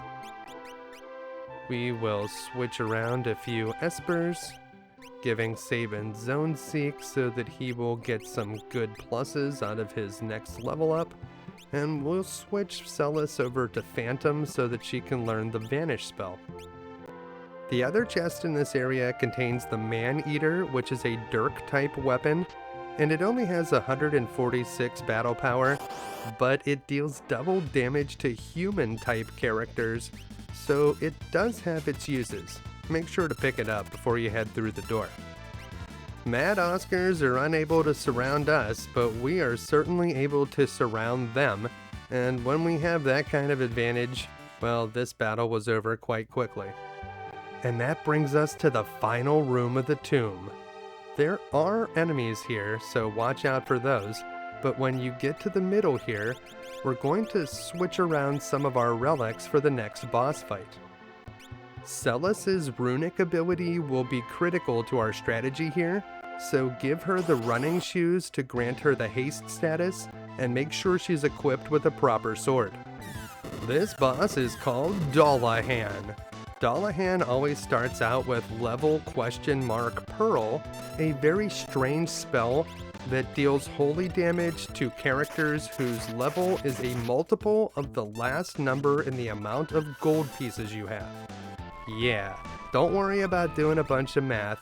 It'll deal damage to some of your characters, probably not all of them, and then we'll move on from there. Dullahan may look like an undead and is weak against fire magic, but technically this is not an undead enemy, and it is not weak against healing magic. Start out by using the Phantom Esper, and then try to have Celis keep her runic active for the entire battle. Whenever she's used runic, you don't have to have her use it again until she absorbs a spell. So just keep skipping her turn until she actually absorbs a spell, and then immediately have her use runic again. The runic will protect us from Dullahan's magic, and the Phantom Esper will protect 3 out of our 4 characters from Dullahan's physical attacks, so Dullahan can only use physical attacks against Celis.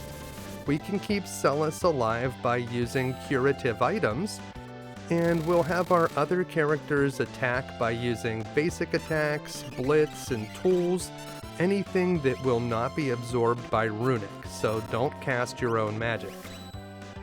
As the fight progresses, each time we deal damage to Dullahan, it's increasing an invisible counter, and when that counter gets to 8, it will suddenly unlock new moves for Dullahan to use. That's when the fight gets dangerous.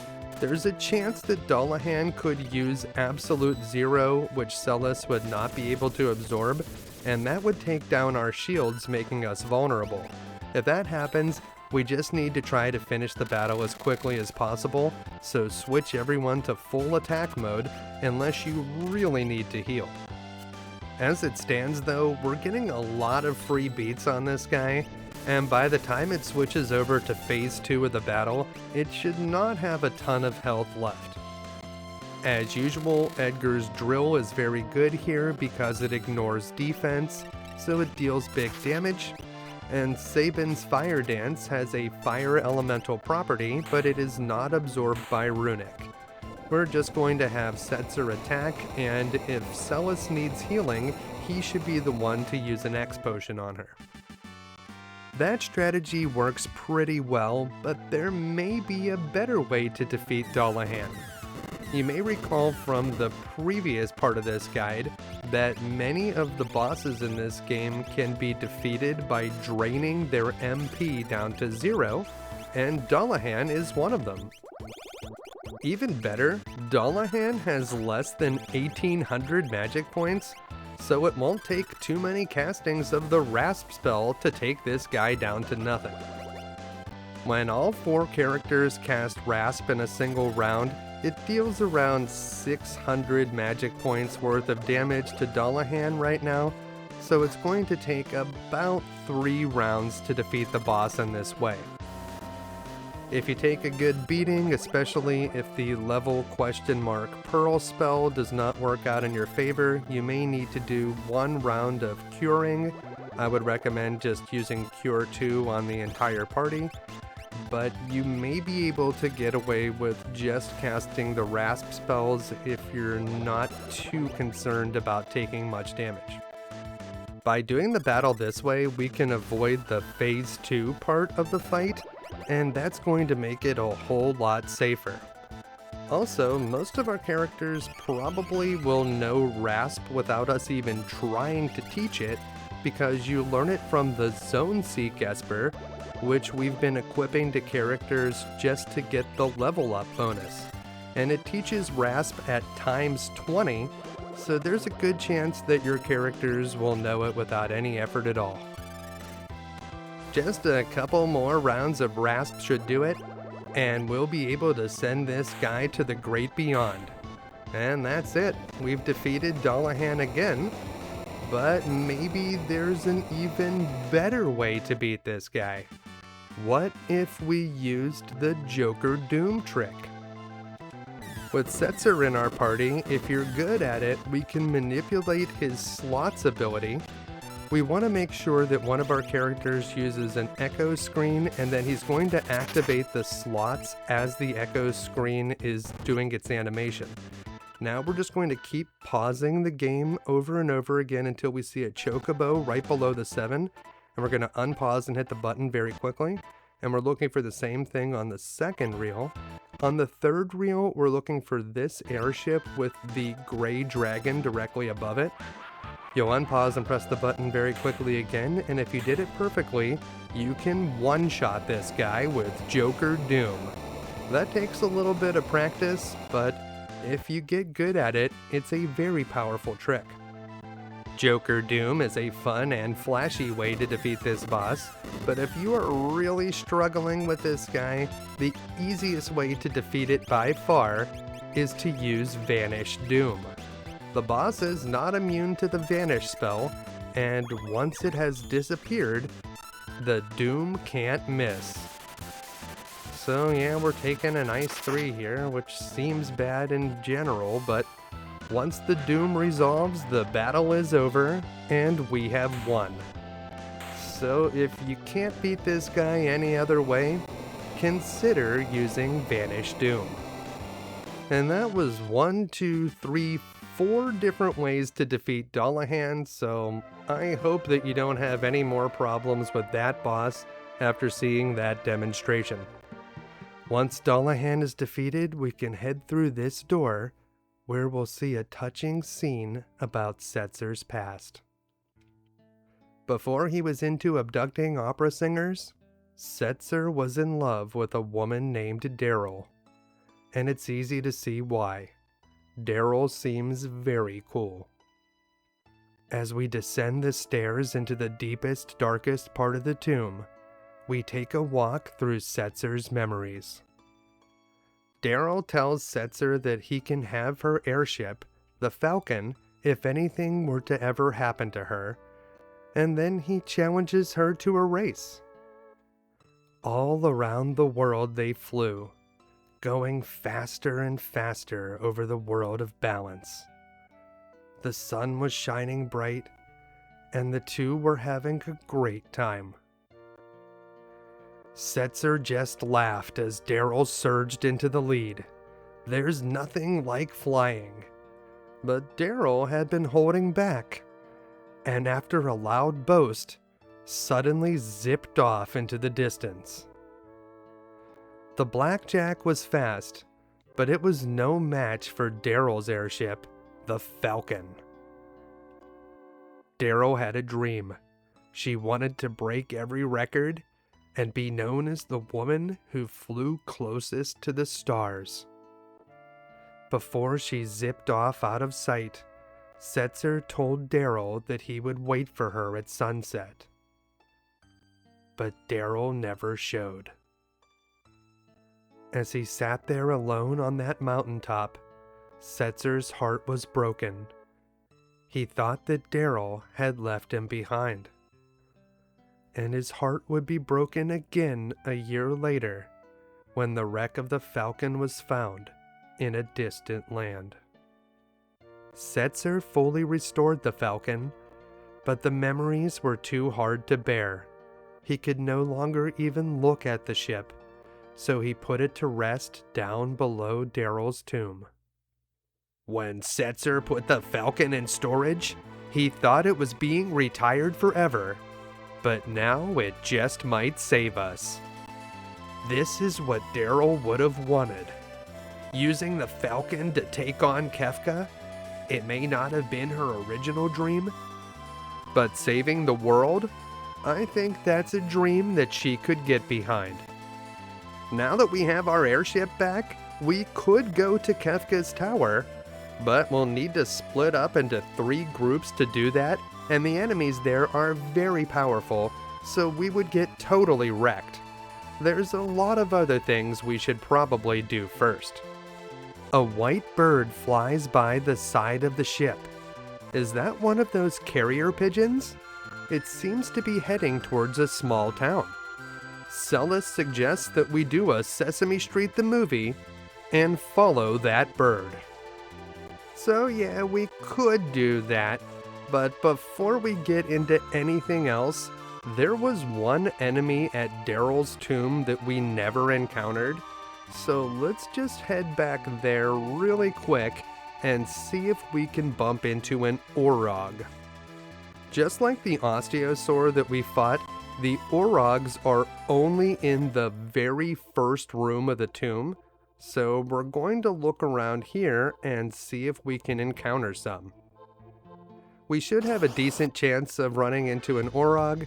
They appear in 2 different monster formations down here, so there's a 38% chance that we would see one in this room when encountering a monster. And it looks like they got Celis with their zombie attack. Great.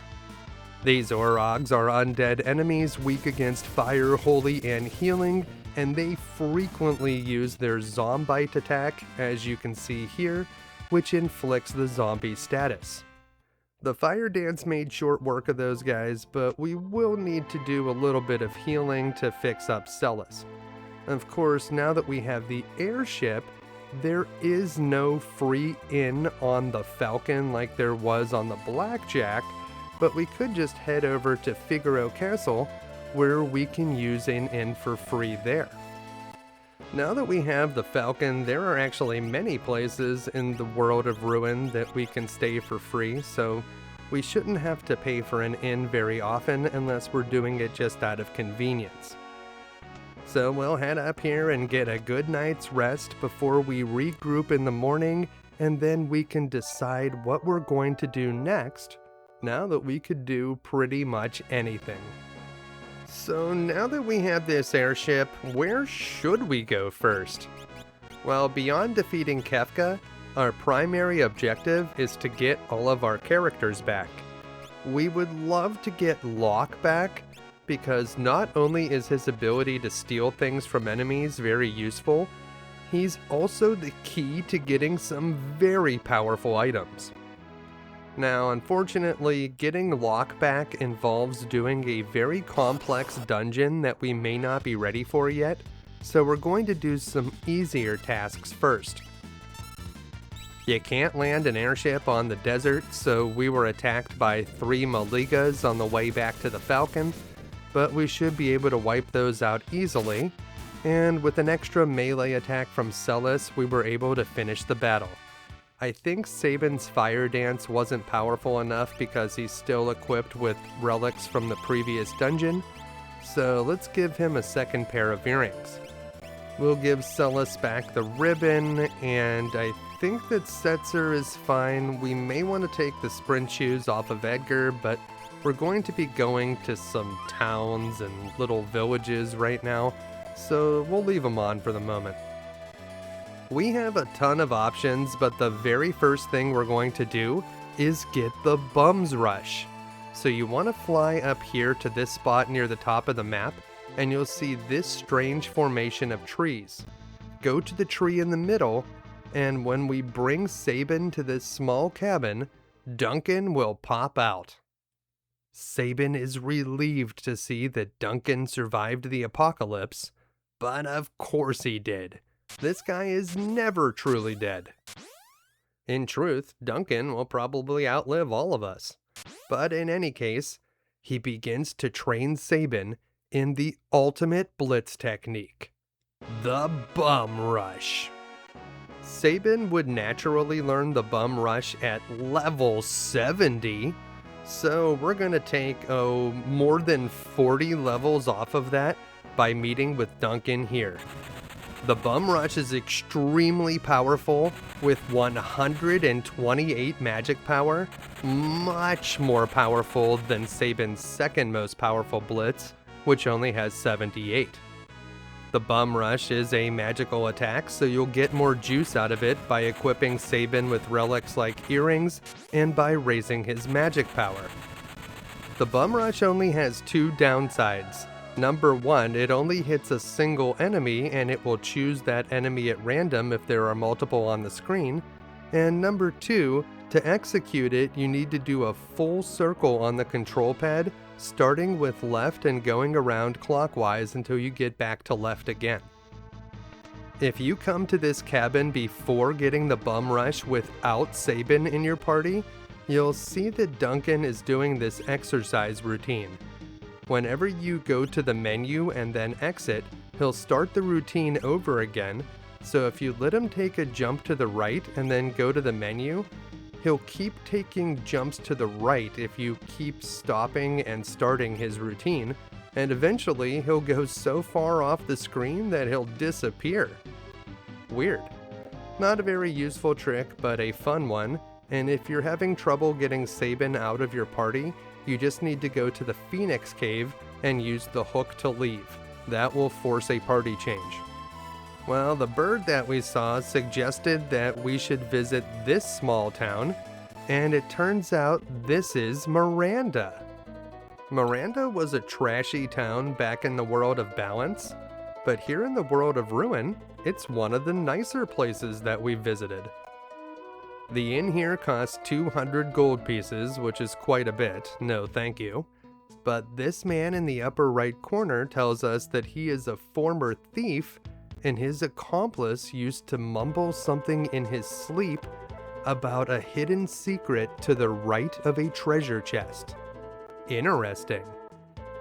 It seems like many people around here ran into Cayenne, because he's the only one in this world that calls people thou. And here in the armor shop, there is a ton of good stuff. Crystal shields, oath veils, dark gear, Tau robes, crystal mail. Some of this stuff is for characters we don't have right now, but this is very good stuff. I recommend at least equipping your current characters with crystal mail, and Sabin and Setzer can both use dark gear, which gives +6 speed. That's crazy! Having higher speed makes your turn bar fill up faster in battle, and speed is a notoriously difficult stat to raise, so getting +6 on a good piece of armor is excellent. Back outside, we can speak with this scholarly gentleman that learned a lot about our new world from travelers and thieves. Ah, yes, the most reputable of sources. He shows us where some key locations are, and honestly, seeing the location of Narshe is especially useful if you don't have a map, because Narshe just sort of looks like a path in the mountains, and it's pretty easy to miss from the air. The cave on the Veldt also seems to be a notable location, as is Doma Castle, but these are two that we won't visit till a little bit later in the game. Narshe, on the other hand, is one that we will want to visit sooner than later, so we'll put that high up on the list. This guy gives us a handy clue about the one guy in Zozo who is honest, and this bird seems rather suspicious. We'll have to come back to that in a moment. Down in the lower right corner of town, we find out that our old friend Lola has been receiving a lot of letters from that guy in Mobliz? That's kind of weird. Inside this small house, we see Lola surrounded by handmade silk flowers. We had heard that Mobliz had been demolished by Kefka, and after reading the letter, it seems like it must have been written by Cayenne. The handwriting must have really given him away because he managed not to use the word thou this time. Lola asks us to mail a reply back to him by carrier pigeon, and this is very important. Take Lola's letter to the suspicious bird that we saw outside, and we will see it fly off to Zozo. If you do not complete this task and send the bird to Zozo, you won't be able to get any farther in the Cayenne quest line, and when you go to Zozo, you'll find yourself blocked. So make sure that you do this. We're not going to try to recruit Cayenne at this exact moment, but we want to set this up for later. And before we go, if we talk to this thief in the upper right corner, he was the one that was mumbling in his sleep, and he tells us that he tried to climb the Tower of Fanatics, but he never got past the first treasure room. So if we put it all together, there must be something to the right of the treasure chest in that first treasure room. We'll want to remember that. There wasn't anything that we really needed at the weapon shop, but it is nice to find a place that sells gravity rods in case you were thinking about stocking up on those. Once we're done in Maranda, we'll go back into the Falcon, and this time we're going to head over here to Mobliz. It's over on the right side of the map. We could have come here a bit earlier in the game, but you cannot complete the quest here until you have the Falcon, so there was really no point in coming earlier. I suppose you could get the Fenrir Esper a little bit earlier if you came here before you got the Falcon, but I still think it's better to wait until you have the airship. Down in the basement of this small house, through this wooden door, we'll find a whole flock of children, and guess who's taking care of them? That's right, it's Terra Branford. Terra was one of our most powerful party members, and we would love to have her back, but it's going to take a bit of convincing. Terra had always been searching for love back in the world of balance, and she found it here in Mobliz. Although it's not the romantic type of love that she thought she was seeking, it's the motherly type of love that she feels for these orphaned children.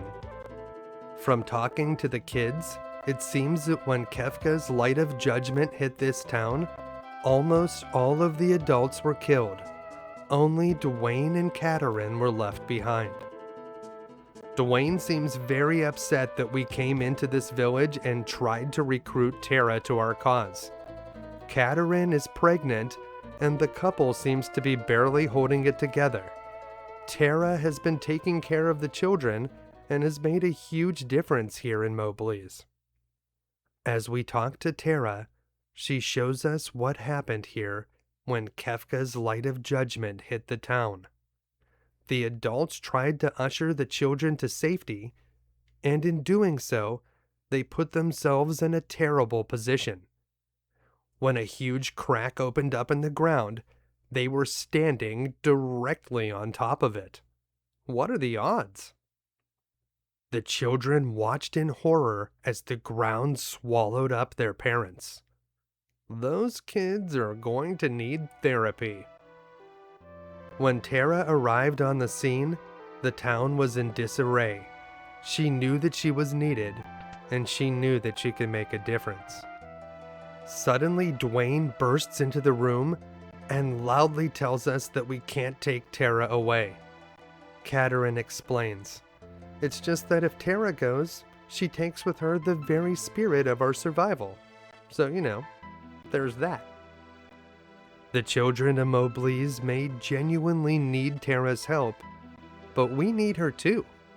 How are we going to defeat Kefka without our most powerful mage? It was Terra that started this whole thing, and we need her to finish it. There's a brief pause in the action here that gives us the opportunity to rearrange our equipment, and we should definitely do that because we're about to fight a boss, and we certainly don't want things like the sprint shoes to be equipped whenever we do. As soon as you're ready for the next confrontation, try to make your way out of this room, but whenever you do, the camera suddenly pans back up to Terra. As Terra silently contemplates her choices, a child bursts in. "Help, run," he says. "Phunbaba's coming."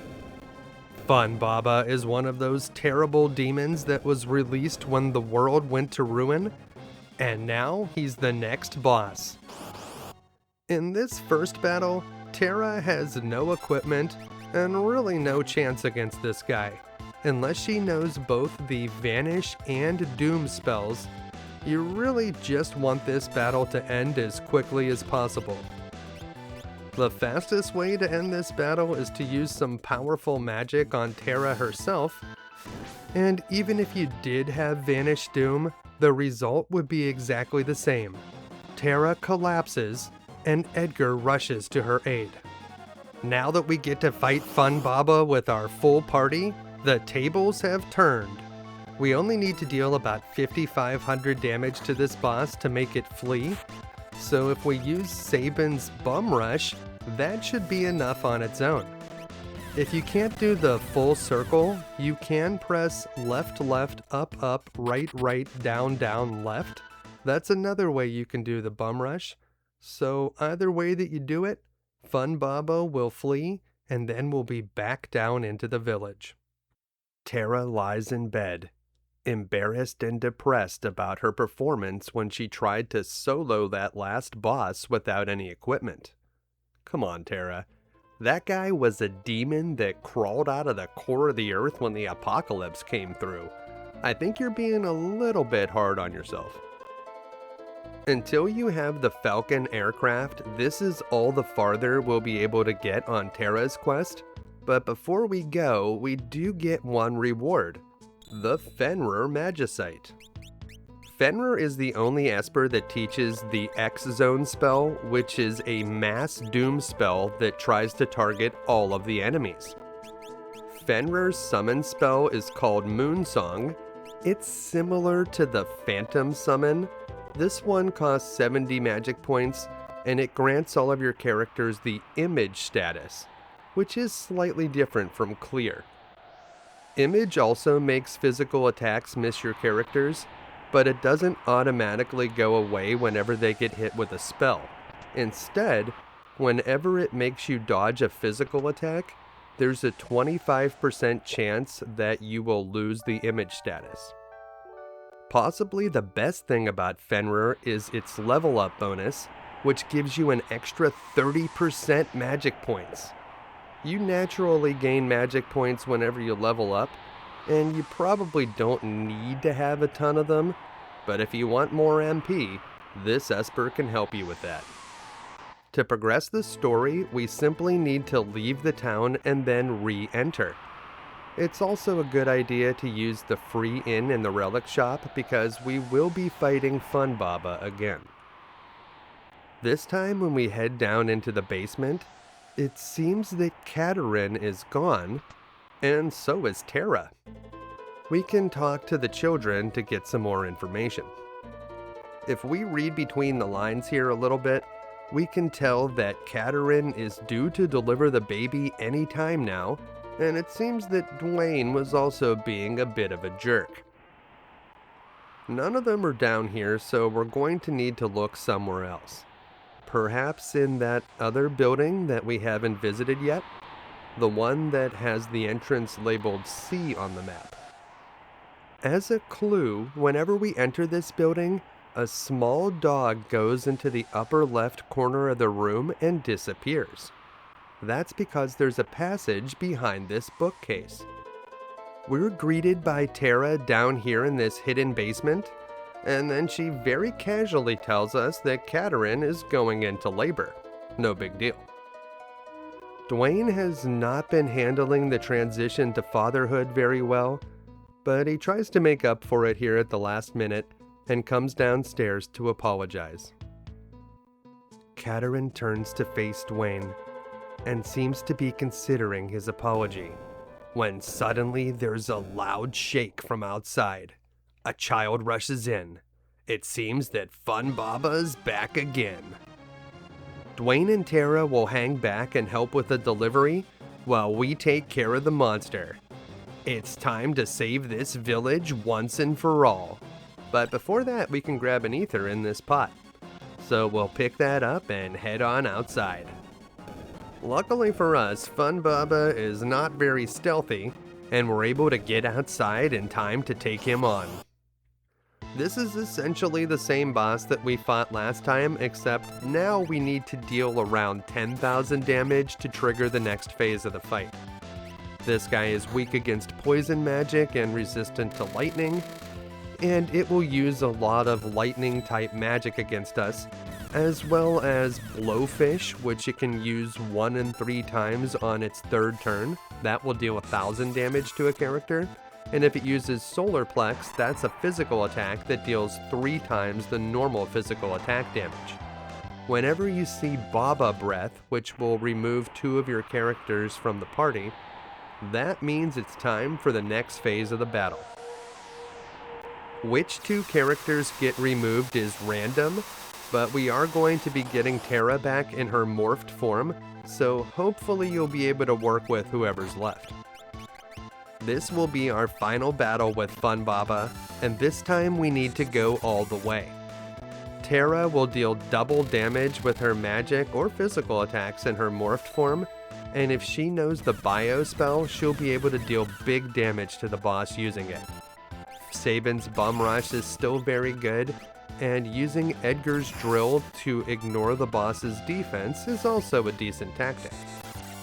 It may be a good idea to have one of your weaker remaining characters take the role of healer, so that they can keep the party's hit points high. If we still had Celis in the party, we could potentially use her runic ability to absorb the boss's magic, but then we'd need to figure out something for Terra to do because magic spells are the best thing she has right now. It's probably just better to all-out attack this guy. Now, something else you can try is using the Vanish Doom trick. If you use Vanish Doom on the boss before Terra enters the party, you'll be able to actually kill it instead of just triggering the next phase of the battle. That doesn't mean we won't have to fight it again, but it does mean it will only use Baba Breath to remove 1 of your characters instead of 2, and we will get to see the death animation. Because the Baba Breath only removed 1 character, for the next phase of the fight, we'll have a full party of 4 to work with, and only 1 of our characters will be gone, so we have a better chance that the game won't remove somebody very important. Of course, assuming that the boss didn't Baba Breath away the characters that know the Vanish and Doom spells, we can just use the same trick again to take out this form. It's really that simple.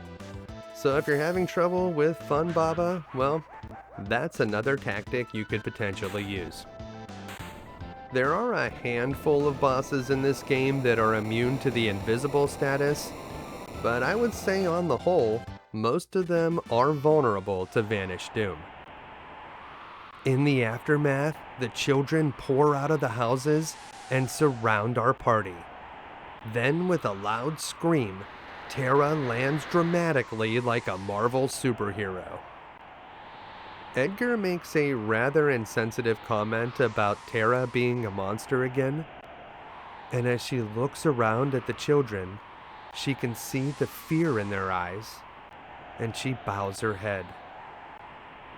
But then, one little girl bravely comes closer. "Mama," she says, "it is you, isn't it? I can tell." This seems to alleviate the tension, and then the others come closer.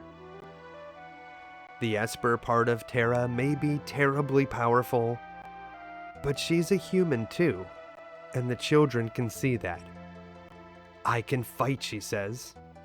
"Finally, I understand that feeling, even though I kept it buried for so long. I'm sure that it's called love."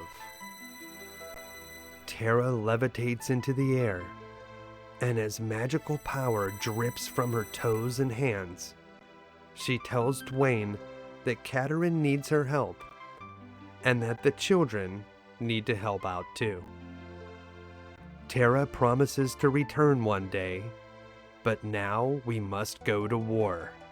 We must all believe we have a future, and as long as Kefka sits upon his throne, everyone's future is in jeopardy. Now that Terra's back in the party, we can switch around a few relics. We'll equip the sprint shoes so that we can move around the village more quickly, and we will give Terra some earrings to power up her magical attacks and a ribbon to prevent bad statuses. You'll also notice that the two characters that were blown away with Baba Breath are completely gone. They've been sent back to the airship. This is probably the reason that the game doesn't allow you to finish Terra's recruitment quest before getting the Falcon, because where would those blown away characters have gone otherwise? Down here in the basement, we can check in on the kids as well as Dwayne and Katerin to see how they're handling things now that Terra has officially left. It seems like everything is going okay. Now it's on us to make sure these kids have a world to grow up in. Once we're done talking to everyone down here, we can finally close the book on this tiny village. We'll head back outside and return to our airship. We now have Terra back in the party, but there are many others that we still need to recruit. We've only just begun. We haven't really explored the Falcon yet, and while it's not as big or as full-featured as the Blackjack, now that we have 5 characters on our roster, we can change around our party members. One thing that the Falcon does have is a guy that can unequip party members, and it's this guy right here. Very convenient. Now you may be wondering, why did we make a party with only 3 characters in it? Well, the easiest character in the world of Ruin to recruit is almost certainly Gal, and to get him, we just need to go to the Veldt with a party that has 3 or fewer characters in it. All we're going to need to do is take a few battles and eventually Gal should just appear. We'll switch around a few of our relics and equipment, and then we will take the steering wheel and we will head off for the Veldt. Let's go! We'll find the Veldt in the world of Ruin just north of Mobliz, and there's the cave on the Veldt, which we're not going to go into right now, but it's a good landmark to let you know you're in the right spot. This music is also a dead giveaway. Remember that when you're on the Veldt, you won't be able to run away from monsters, but you can use a warp spell or a warp stone to avoid enemies. We also won't get any experience points for enemies that we defeat, but we can earn magic points that will help us learn spells, and we can get item drops in gold. Remember that Gao only appears when you're fighting monsters in a normal configuration, so if you're in like a pincer attack, you may just want to use a warp spell to get out of it. Once Gao appears, just make sure not to attack him with anything, and he will automatically join the party. It's really that simple. Well, that's 6 characters down, only 8 more to go. But before we recruit another character, maybe we should stop over at the Solitary Island and check in on Sid. Let's see how old Granddad is doing.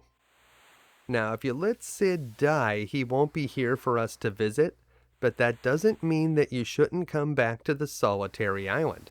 If we head down here to the beach, we'll be able to pick up a new piece of magicite. This one's the Pallador Esper. This Esper teaches some pretty useful utility spells, including haste and slow at the very fast 20x rate, but we'll also learn haste 2 and slow 2. These are spells that can cast haste on the entire party, or slow on an entire group of enemies.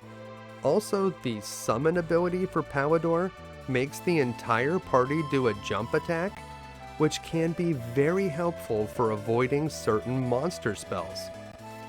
Pallador is definitely worth picking up, and the next thing we're going to do is head back to the town of Narshe. Before we go into Narshe, we're going to change up our party. Let's make a party of Terra, Celis, Edgar, and Sabin. You can choose any party you want for this. Just pick your best characters.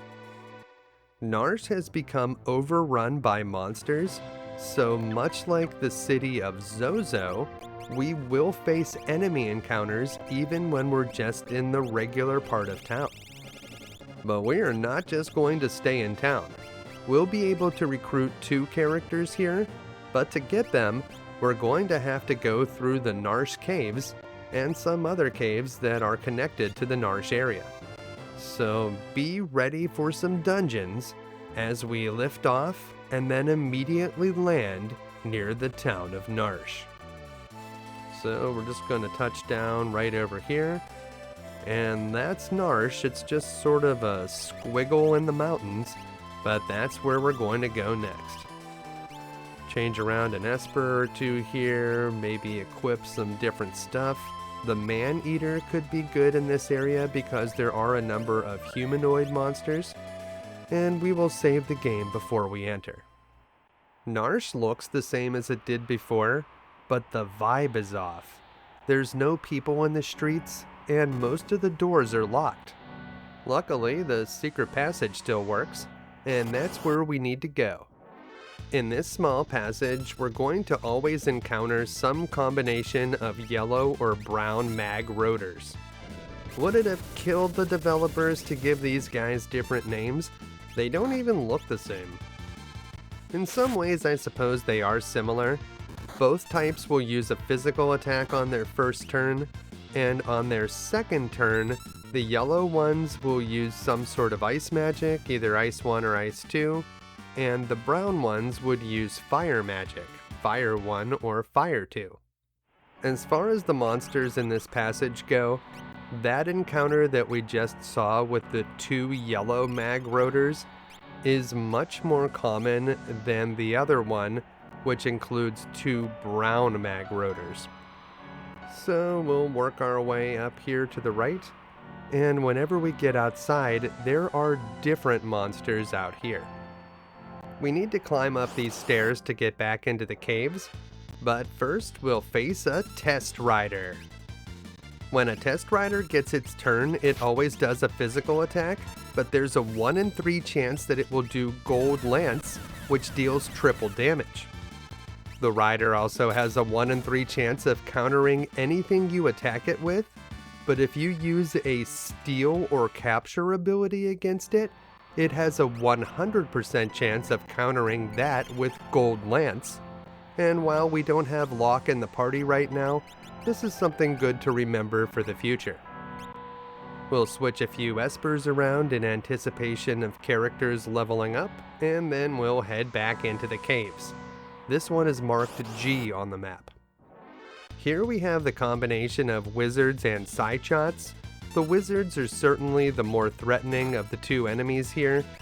Those guys mostly like to try to silence your characters or steal their magic points, but whenever you use magic against them, they have a chance to counter with Doomstep, which can turn one of your characters into a zombie, and that's bad news.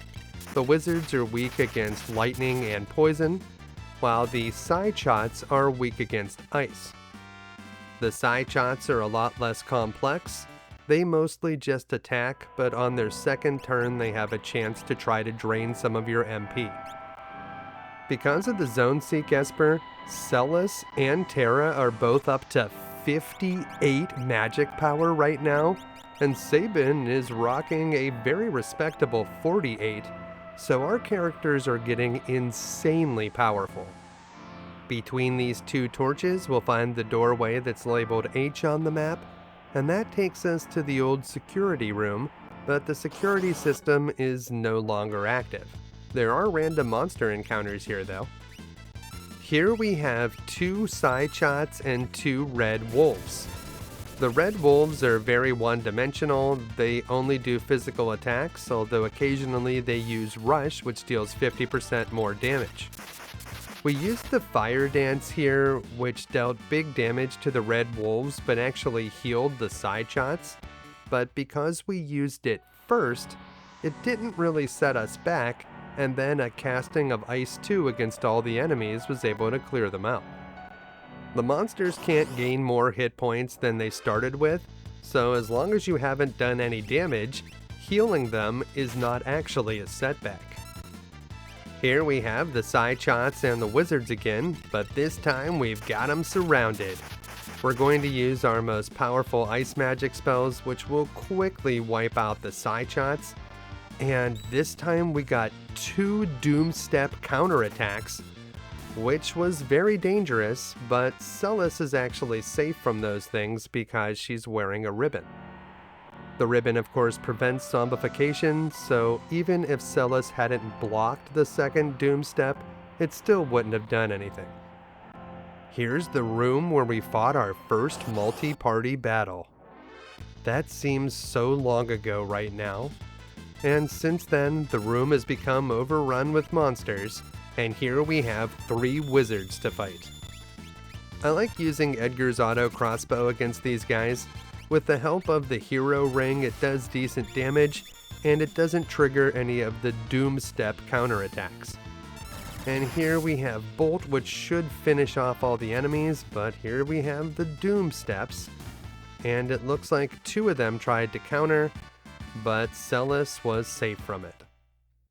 The Doomsteps would be bad if they were targeting our other characters, but since they keep using them against Celis, that is not a problem. And we're going to continue going up here, and once we go through this door, we'll find Mog. Mog may not be our most powerful character, but he is extremely useful, and besides, he is mandatory to pick up if we want to get the other character in this area. He says that we could use some Sasquatch muscle, and he is somewhere in the mines. That's right, the other character in this area is Umaro the Yeti. Once Mog bounces back off to the airship, do not forget to search the area where he was standing to find a very useful relic, the Moogle Charm. And then over here on the left side, if you didn't collect this chest earlier in the game, now it will have changed to a ribbon. And it will be very helpful to have a second one of those. So make sure to pick that up. And while we're here in the caves, there's actually another chest that we waited to collect, and it also has a good item in it. But before that, we've been back attacked by 3 side shots and 2 wizards. We're going to use the strategy where we start with the fire dance again. We know that it doesn't work against the side shots, but it's going to put good damage on the wizards without them counterattacking with Doomstep. Then we can have Edgar use his auto crossbow, and that clears out the wizards without any counterattacks at all. Then we can use some ice magic to finish off the remaining enemies. Not bad. We could use a warp stone or a warp spell to get out of here, but we want to get these 2 chests first. This one over on the left is an elixir, always nice to have more of those, but this one contains the pod bracelet, and we'll be able to pick that up as soon as we deal with these 2 side shots and 2 red wolves. This is one of the easier encounters here. We'll do the fire dance to put some damage on the wolves, and then we'll finish off all the enemies with some massive magic and crossbow attacks. If you had the air blade, which is a higher level blitz, that would be a better one to use. It wouldn't heal the side shots, but we don't have it just yet, so we'll stick with the fire dance for now. With those enemies dispatched, we can get back to collecting this chest, and a pod bracelet grants the wearer both the safe and shell statuses. So this will protect you from both physical and magic damage by reducing either of them by 33%. Pretty awesome. Once we have that, we'll warp out of here and we'll go back to our airship where we can change around our party members.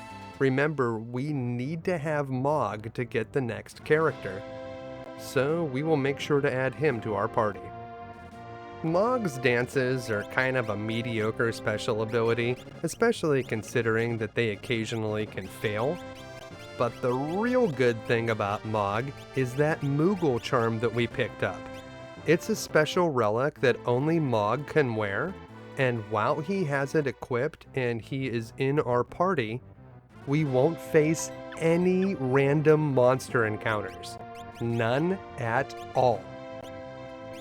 For the purposes of this guide, we're not just going to use the Moogle charm to skip all of the random monster encounters for the rest of the game, but if that's something you want to do, feel free. For now, we need to take care of a few more pieces of business in the town of Narshe, so that's what we're going to do next. And once we have all of our characters properly equipped, we'll head back up to the steering wheel where we can promptly land this airship and head back into the town. So we'll just touch down, and we're gonna go back into Narshe.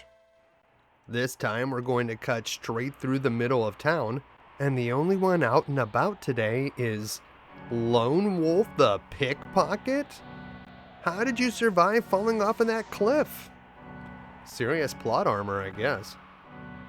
Before we fight our way through the snowy city streets, we can stop back into the classroom and use the recovery spring in the bucket.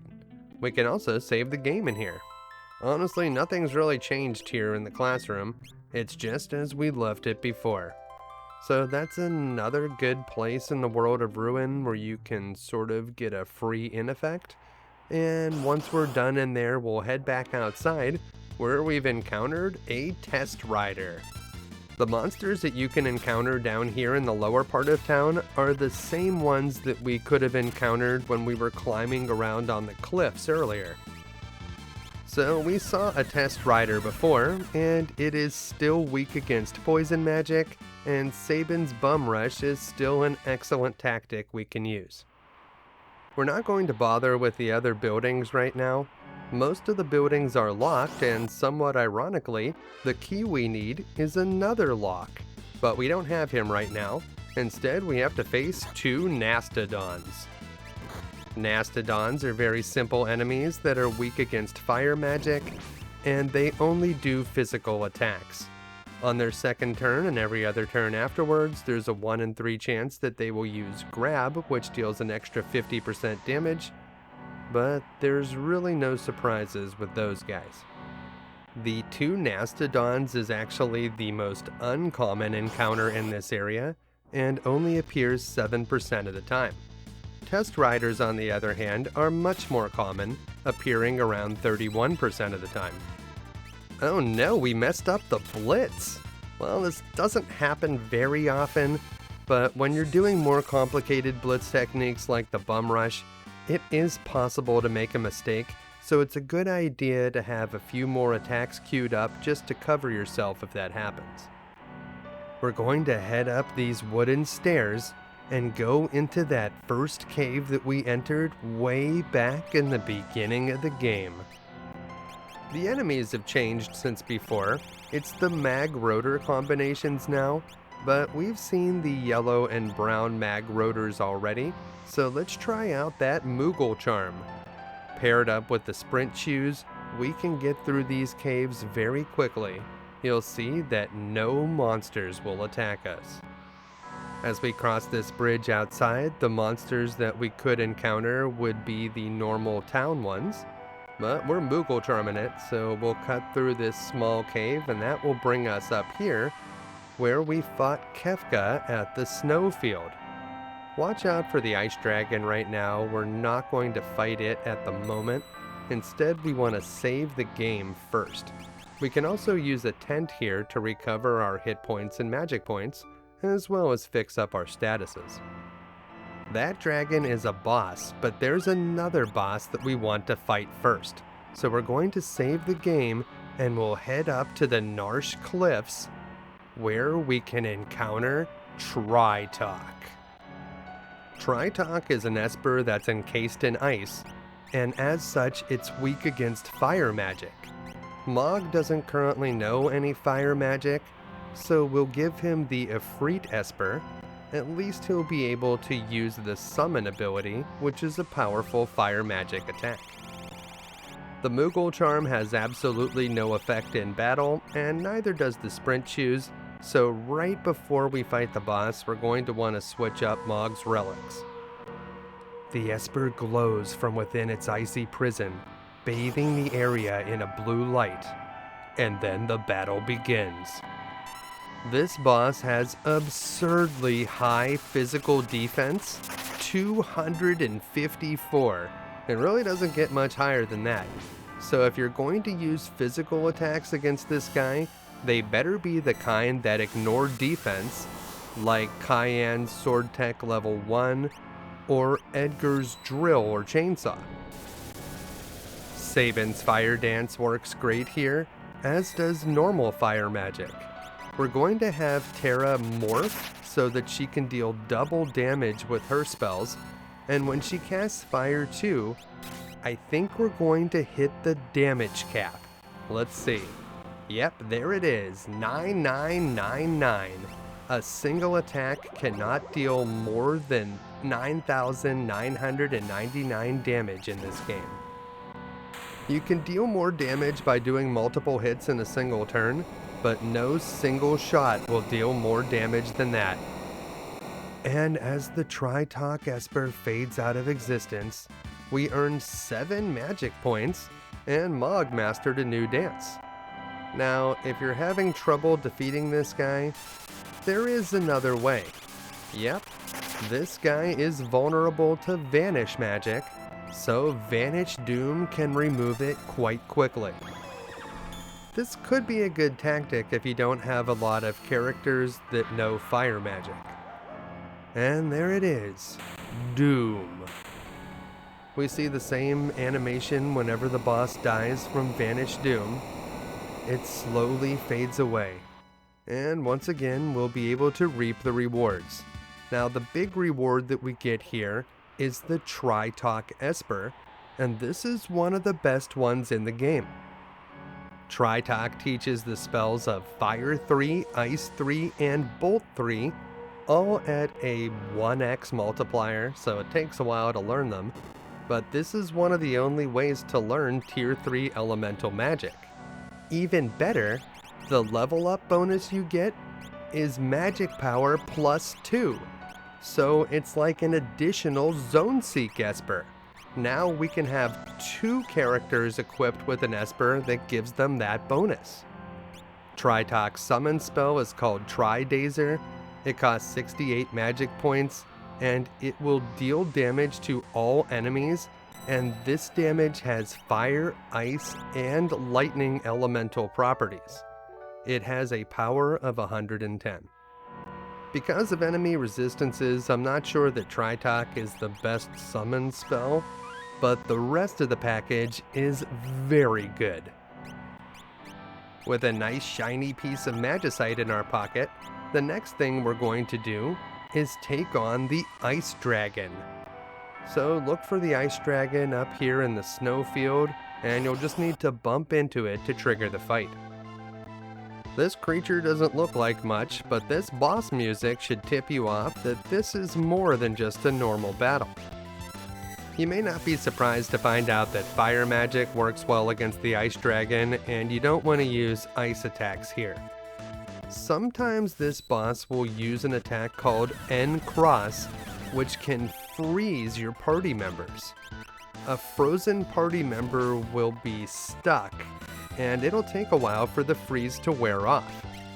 And here is Northern Cross right now. Now you'll see 2 of our characters were frozen. The easiest way to remove the frozen effect is to use a weak fire effect against the entire party. So we're going to cast Fire 1 against the whole team, and while it did some damage to us, it fixed that frozen problem with ease. The cold never bothered me anyways.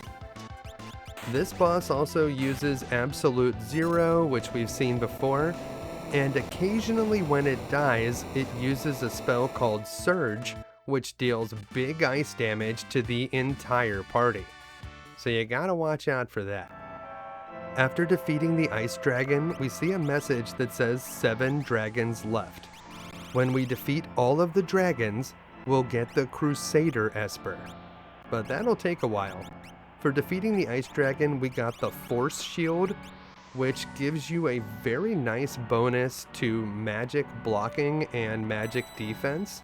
And because of a bug in this game, magic blocking actually works for physical blocking as well, so the Force Shield is a very good upgrade. Really, any of the armor pieces in the Force series are pretty good because of this magic blocking. And once everybody's good to go and we've saved the game, we can head up here to the area that was behind the Tritalk Esper, and when we jump off the cliff, we'll end up in another dungeon. This is Umaro's Cave. In the interest of seeing all the monsters in the game, we're going to turn off the Moogle charm now, and the enemies that you encounter here in Umaro's Cave have a bit of a theme going on. They like to turn you into an imp. So any characters that are not equipped with a ribbon, which can already prevent imp, should equip something like the white cape to prevent that status. Here we have a Kiwok and a Ceratops. Ceratops are very simple, they're weak against fire magic, and each time they get their turn, they have a 1 in 3 chance of trying to use their Pal Maker attack, which can inflict the imp status. The Kiwok, on the other hand, is weak against ice magic, and every other turn it has a 1 in 3 chance of using Peck, another attack that can inflict the imp status. You can see how if you don't have relics that prevent the imp status, that you're gonna have a bad time in this cave. We are doing pretty well otherwise though. Sabin and Terra are both close to leveling up, and while Sabin already has the Tritalk Esper equipped, we're going to give Terra the Zone Seek Esper so that she can also get a magic bonus. Now there's some dark spots in the ground here. You want to walk around those so that you don't fall into a trap. This next treasure chest is a trap, so before you open it, equip one of your characters with the Phantom Esper. This treasure chest contains 3 pugs, which are the name for Tonberries in this game. These 3 pugs look the same as the ones that you might meet randomly in the dungeon, but they are actually different enemies. These ones have more hit points, over 14,000 instead of just 8,000, and these pugs are only weak against fire magic, not both fire magic and lightning. Just like the other pugs you might face, these ones will slowly move towards you, although these guys can counterattack anything you throw at them by trying to stab you with their knives. Once you've used Fader from the Phantom Esper though, these guys will just keep missing, and then you can have your way with them. Sabin's Bum Rush works great here, and fire magic can defeat these guys quickly, but they're not really hurting us, so we don't really need to waste magic points. We can just use melee attacks against them. This chest may be a trap, but the real reason for fighting these enemies is that sometimes they drop the Minerva armor, which is an amazing piece of armor that only Terra or Celis can wear, even if you have a merit award. The Minerva armor has 88 defense, 70 magic defense, and even 10 magic blocking, which is already awesome, but it also adds +1 to strength, which is called vigor in this game, +2 to speed, +1 to stamina, and +4 to magic power. And oh, did you think that was all? No! This armor also completely protects against fire, ice, lightning, and wind magic, and it reduces the damage from the other elements by half. This armor is absolutely insane! There are 3 of these guys, so the chance that one of them drops it is pretty good, but they don't drop it every time, so I highly recommend saving your game before coming in here and going to this chest first. If you don't get a Minerva armor, and we did get one here, then you may want to just reset and try doing the battle again. It's probably worth it. Look at those stat boosts. Incredible. Oh, I forgot to mention that it also raises your maximum MP by 25%. Because what doesn't this armor do? We can find another set of Minerva armor in Kefka's tower, and we'll be happy to get that one as well, so that both Terra and Celis can wear a set. So yeah, great armor. I recommend doing that battle over and over again until you get it. But now we're taking on 2 anemones and 1 Tom Thumb. We haven't done much with Mog's dances, so let's try out the Desert Aria. There was a chance that this dance could have completely failed because we changed the background here, but it worked and it actually ate one of the enemies, which is pretty cool. Once Mog starts dancing, he will keep doing random abilities from the Desert Aria set until the battle ends. So we kind of lose control of him like whenever Gao uses a rage, but that is the dance ability for you. A couple of our characters leveled up, and now Terra has 64 magic power because she's wearing that Minerva armor, in addition to all the bonuses that she got from Esper levels. 64 is quite high for a level 28 character, and after healing up the party, we'll be able to continue our journey through Umaro's cave. Now, there is a trap nearby here, and if we walk through this hallway, we would trigger it. But we're not going to do that right now. Instead, we're going to head back out the same way that we came, and we're going to go through this middle door.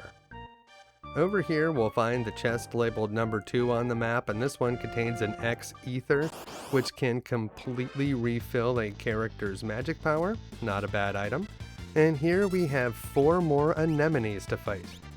Anemones are mostly harmless if you have relics that prevent the imp status, as trying to turn you into an imp is all they really do. They are weak against fire magic, and they absorb lightning and water magic. Now, whenever you attack them with anything, they may counterattack by megavolting themselves, and that will actually heal them.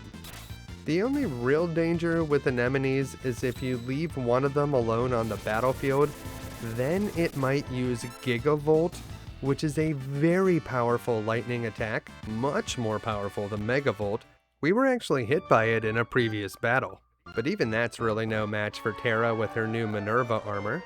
And once we've collected that chest, we're going to head through that trap, which will bring us down to the lower floor. There are several pit traps on the other level that can bring you down here to the bridge cave, but no matter how you get down here, you'll want to probably collect the one chest you can find, which contains a gauntlet. This is a relic that allows you to wield one weapon in two hands for extra damage. It's not really the best relic, but it's one you may want to use. Here we have the Ceratops and the Kiwok again.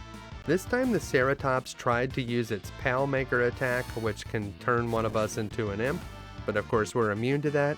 So we used the Bum Rush to get rid of the Kiwok, and a quick Fire 2 to roast the Ceratops. Celis leveled up and now has 60 magic power without the Minerva armor, and Sabin's up to 50 magic power, which is also quite good. We'll switch back to Espers that have some spells that we want to learn, and then we're going to head across this bridge, and we're going to follow the path around and up. Well, here's some different enemies. 3 Poppers and a Kiwok. We've seen the Kiwok before and we know it's weak against ice magic. The Poppers are weak against fire magic, and on their first turn they might do an attack, but they have a 1 in 3 chance of trying to use Tail, which is their imp inflicting attack. Now on their second turn they have a 1 in 3 chance of using Stone, which is a lore spell that Strago comes with, and the Stone spell, surprisingly, doesn't inflict Petrify, but it could confuse your characters. So you do need to watch out for that if you can't clear those poppers out quickly. This switch is a trap, so you'll want to avoid that one, and we've seen all the monsters that you can encounter in this room, so we're going to switch over to the Moogle Charm, and let's make our way to the boss. We'll head up here, we'll go past that first switch, but we do want to hit the other switch over here on the right. It's labeled C on the map. This trap takes us to a different location, and whenever you interact with this pile of bones, we'll find a new Esper, but it's going to trigger a boss battle, so let's prepare the party before we do anything. This next boss is weak against fire and poison magics, and it absorbs ice magic, so keep those ideas in mind whenever you're selecting equipment. Upon closer inspection, this bone carving has something in its eye, and it's the Tirado Magicite. We'll say yes and take the Magicite, and then we'll hear the Yeti. It's Umaro. Time for a boss fight. The Yeti crashes down the stairs and the battle begins.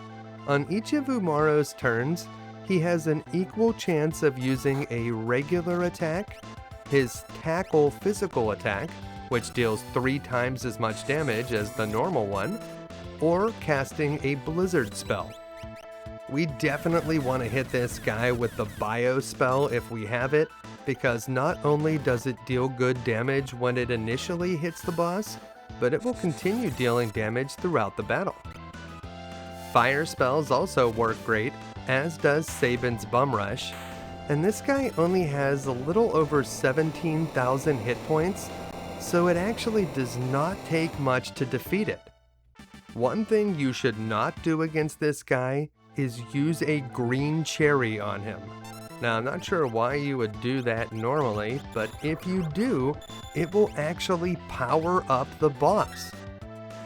If the battle went on long enough, Umaro would use a green cherry on himself to power up, but you can see the effects now whenever we use one. Something else that you might want to try, and you should definitely save the game before doing this because it is a glitch that will cause a soft lock, but after being attacked by magic 3 times, Umaro will use his jump attack. Now if you wait to use a Super Ball item right when he does the jump. Then the Super Ball will resolve while Umaro is in the air, and this will actually cause the game to soft lock. We'll be able to choose a few more attacks, but now you can see we are totally stuck, and that guy will never come out of the sky. We'll have to reset. So don't use green cherries and don't use super balls while that guy's in the sky, and you should have no problem against Umaro. And assuming you brought Mog with you, we will be able to recruit him to our team. Now if you didn't bring Mog, you'll have to add him to the party and then come back through this cave and talk to him, and then he will join. Umaro has ridiculous stats. They are all very high, especially his vigor, which starts at 57. He has a major downside though, actually a couple of them. The first is that he cannot ever equip espers, so he won't be able to get the benefits of leveling up with them. And you can't control Umaro. He does whatever he wants. He's loyal to the team, but he attacks whichever target he chooses. Sometimes this is a good thing. It's kind of nice to not have to always be making all of the decisions, but for the most part, you'd rather be in control of your characters, so that is a major knock against the Yeti. That was the last thing that we needed to do in Narshe for now, but before we move on, we never ran into a standard pug enemy in Umaro's cave, so let's go do that very quickly. Pugs, which are known as Tonberries in other Final Fantasy games and other versions of this one, are an enemy that we sort of fought in that treasure chest, but there is a different variety of them that you can find here in this first cave. You can also run into a pug in the bridge cave down below, but the odds of meeting one are the same there and up here, so we're going to spend our time looking for a pug in this room. The chance of running into one of these guys is not great. Only 7% of monster encounters that we hit in this room will be pugs, and you can see right away the first monster we encountered was not it. So we'll skip ahead a little bit until we actually find the pug, and there he is.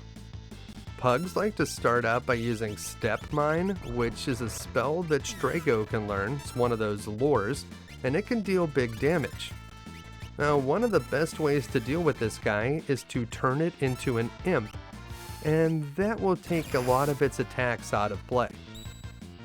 One thing you need to watch out for though is whenever a pug is turned into an imp, it won't be able to use its magic anymore, but its attacks will become critical hits.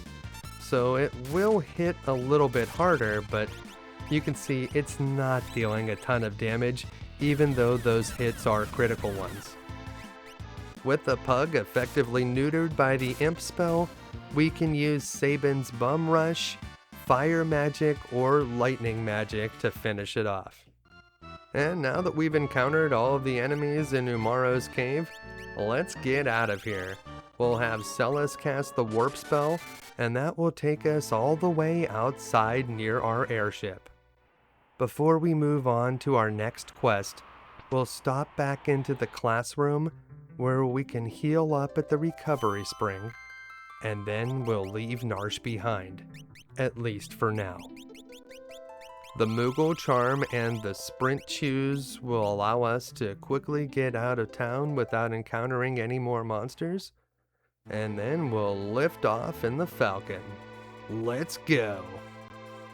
Now that we have Mog in our party and can equip him with the Moogle Charm, it's not a bad idea to go into some of the more dangerous dungeons here in the world of Ruin so that we can loot them of their powerful items.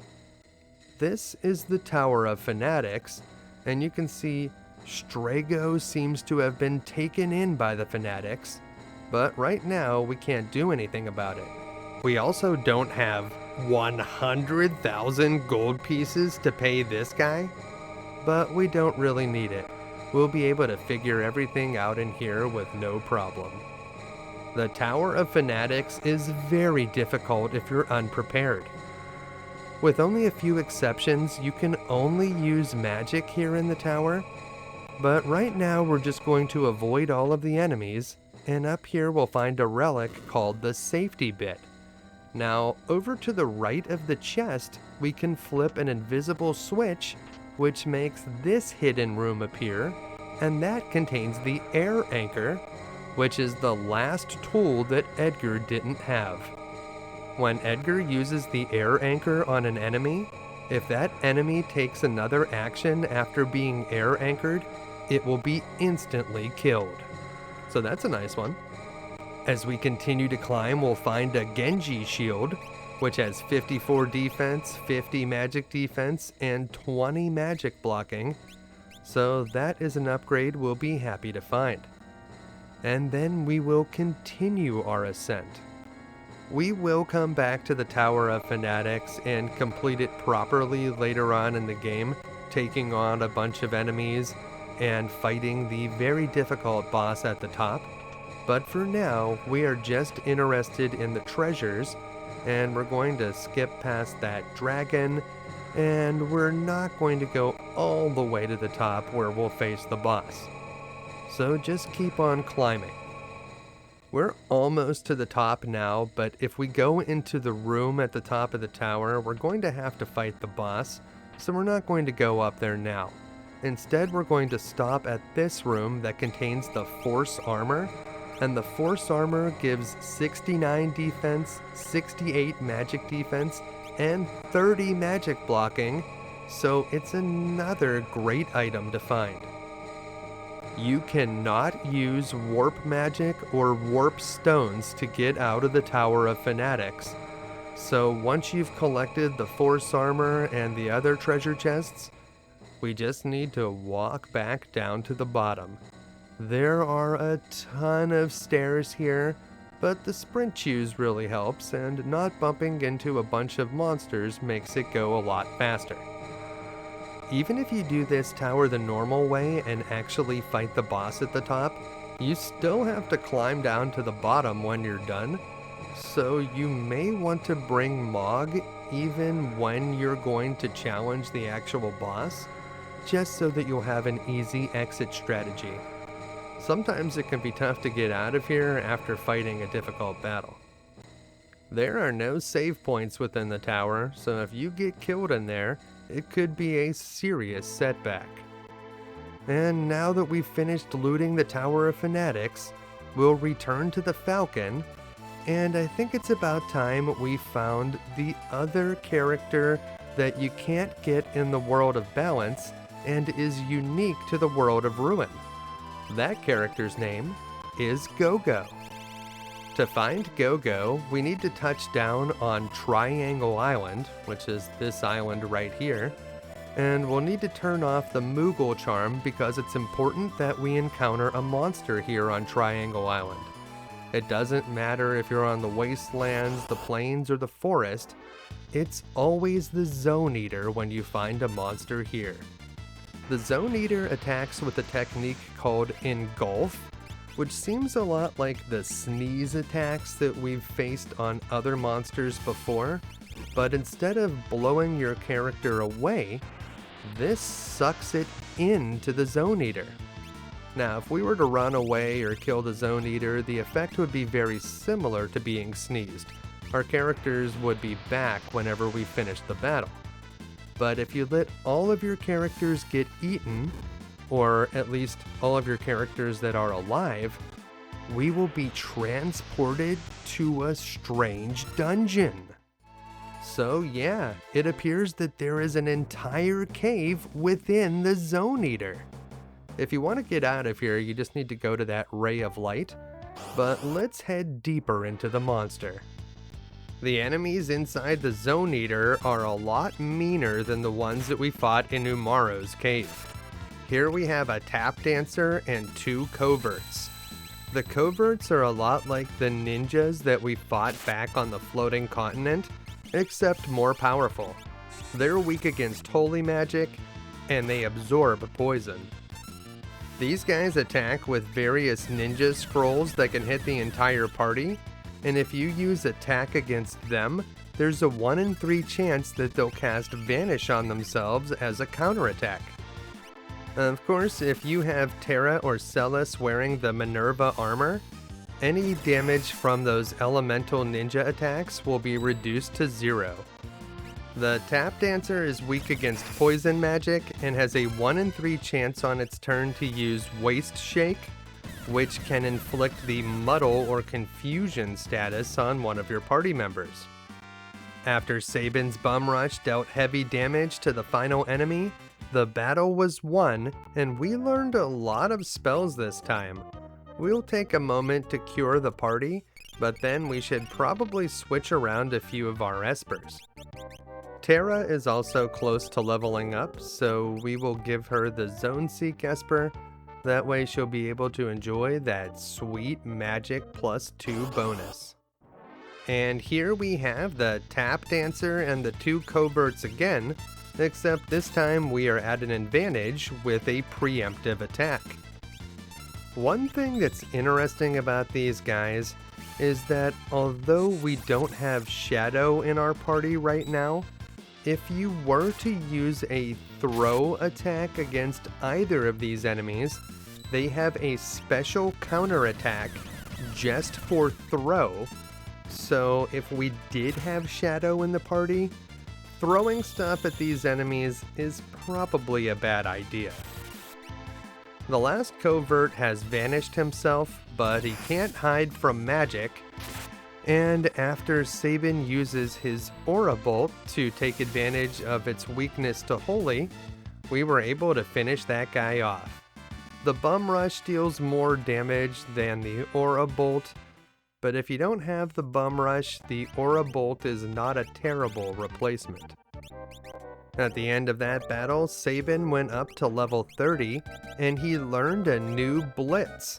This Blitz is called the Air Blade, and it's one of his best.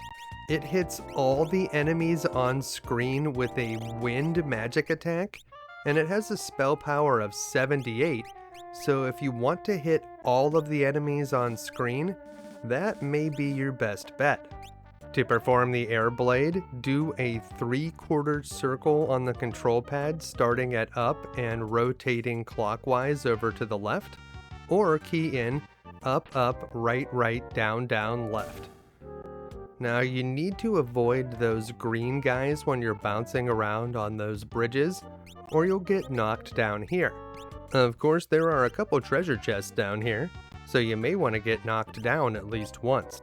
The first chest we grabbed up on the bridges contained the Genji armor, and that one has 90 defense, 80 magic defense, but also gives you +5 vigor, +3 magic, +3 speed, and +2 stamina. That is quite a good piece of armor.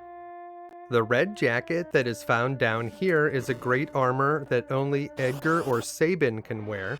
It protects against fire damage, as well as providing +5 vigor, +2 speed, +4 stamina, and +1 magic. And it seems that we've been caught in a pincer attack between 2 carcasses, so maybe now's a good time to try out Pallador's Sonic Dive Summon. The Sonic Dive picks up all of your party members, and after a short time, they will each do a jump attack. While they're off screen, the enemies won't be able to affect them. Any character that's wielding a spear type weapon will deal extra damage from the jump attack, and these carcass enemies always do a counter attack, usually Life Shaver. Life Shaver is an earth type spell, and it can be prevented with float magic, and also with equipment like the Gaia gear. Carcasses are undead enemies, so they are weak against fire, holy, and healing magic, and this time Mog was counterattacked with the break spell that turned him to stone. Brutal. It's also worth mentioning that the Carcass's Figaro T attack that they were using while we were up in the air can inflict the Imp status. So yeah, those Carcasses are no joke. We'll heal up the party, And then we're going to switch around a few of our espers. Looks like Celis is going to level up next so she can get the Zone Seek. And then we will head up here, which brings us back to the bridge cave. It's a little bit obnoxious to deal with random encounters while you're trying to avoid the green guys that patrol the bridges up here, but that's why we brought along Mog and his Moogle charm. That'll make it a lot easier to work our way around these guys. We can move back and forth and try to get them into a good position. We really need this one in the middle to go all the way over to the right, and there's our opportunity. And then, if we have a good chance, we'll jump down here to get this chest. If that guy was coming after us though, we could hop to the upper bridge to get out of his way, and then wait until he moves. We still haven't seen all of the different enemies that you can encounter here in the Zone Eater, so now that we're past those bridges, we're going to switch off the Moogle charm, but if you don't like seeing random monsters, feel free to leave it on. Well, we were hoping to see some different monsters, but instead we got the 2 coverts and the tap dancer again. Most of the enemy encounters in this area are 31% likely to occur, including this one, so it's just a little bit of bad luck that we haven't met the Wartpuck and Ogre combination yet. As we have several times before, we'll start out by using Bio against the tap dancer, which will hopefully remove it, and then Sabin's Bum Rush should finish off at least one of the coverts. That just leaves one more covert, so we're going to use our best remaining magic and attacks to finish him off. And once we get through his 4,530 hit points, we will have won the fight.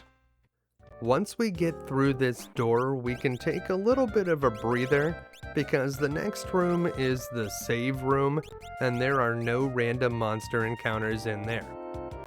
We definitely want to save the game here, because in the room after the save room, there is a deadly trap, and if we mess it up, we will get a game over, so make sure to save the game here so that you don't get sent farther back should you make a mistake.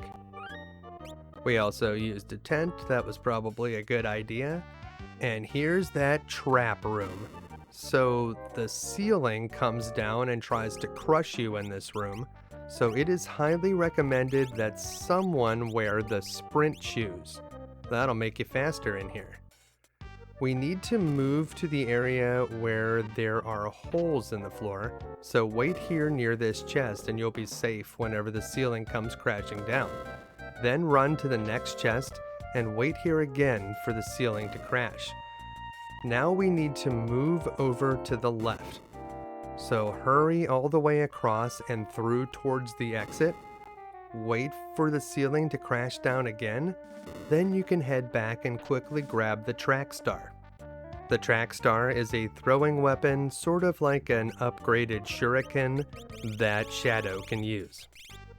You could hit a random encounter in this tiny passage, if you're unlucky, but once you get into this room where we need to hop across the treasure chests, there are no random monster encounters in here. So here's what we need to do. Hop down and flip this switch. That will open up a few more paths for us to use. Then we can go over here to the left, and we'll be able to hop up to this chest, which contains a Thunder Shield. If you wear a Thunder Shield, not only does it provide pretty good defensive stats, it also will allow your character to absorb lightning attacks, and it even teaches Bolt 2. If you use it as an item, it will give you a one-time shot of Bolt 3. And up here, we found Gogo. This is who we were looking for. There's no boss to fight here, just talk to Gogo and they will be added to the roster. Now, Gogo's abilities can be customized by going into the status menu, and you can use almost any special abilities that your other characters have. The problem with Gogo is that they can't equip any Magicite, so you'll never be able to get Esper bonuses when they level up. Before we warp out of here, there's a few enemy types we haven't seen, including these Ogres. These guys are weak against poison and lightning magics, and they like to use their Zombite attack against your party, which can inflict the zombie status. They also like to counterattack whenever you use anything against them, and if you use magic against them, they have a chance to counter with the Bio spell. So use whatever lightning magics, bum rush, or poison magics that you have, and you should be able to easily get rid of the Ogres. Here we have 2 Wart Pucks. Wart Pucks have a 1 in 3 chance of using the Yawn attack, which can inflict the sleep status on your characters. They're weak against fire magic, but will occasionally use Sneeze as a counterattack, which can remove your characters from battle, robbing them of experience points and other rewards. Sabin's Fire Dance is good here, as well as Fire 2 and 3 spells, so use whatever you need to defeat the Wart Pucks. Now, the rarest monster that you'll find in a Zone Eater is the Woolly. Woolies are weak against fire magic, and they can use their Frenzy technique to berserk your party members. Berserked party members deal more damage, but you lose control of them and they will just do attacks. It's not the worst status, but it's also not the best. In the room where you meet Gogo, you can find a Woolly paired up with a Tap Dancer, but usually you'll encounter 2 Woolies with 2 carcasses, and that's a lot tougher.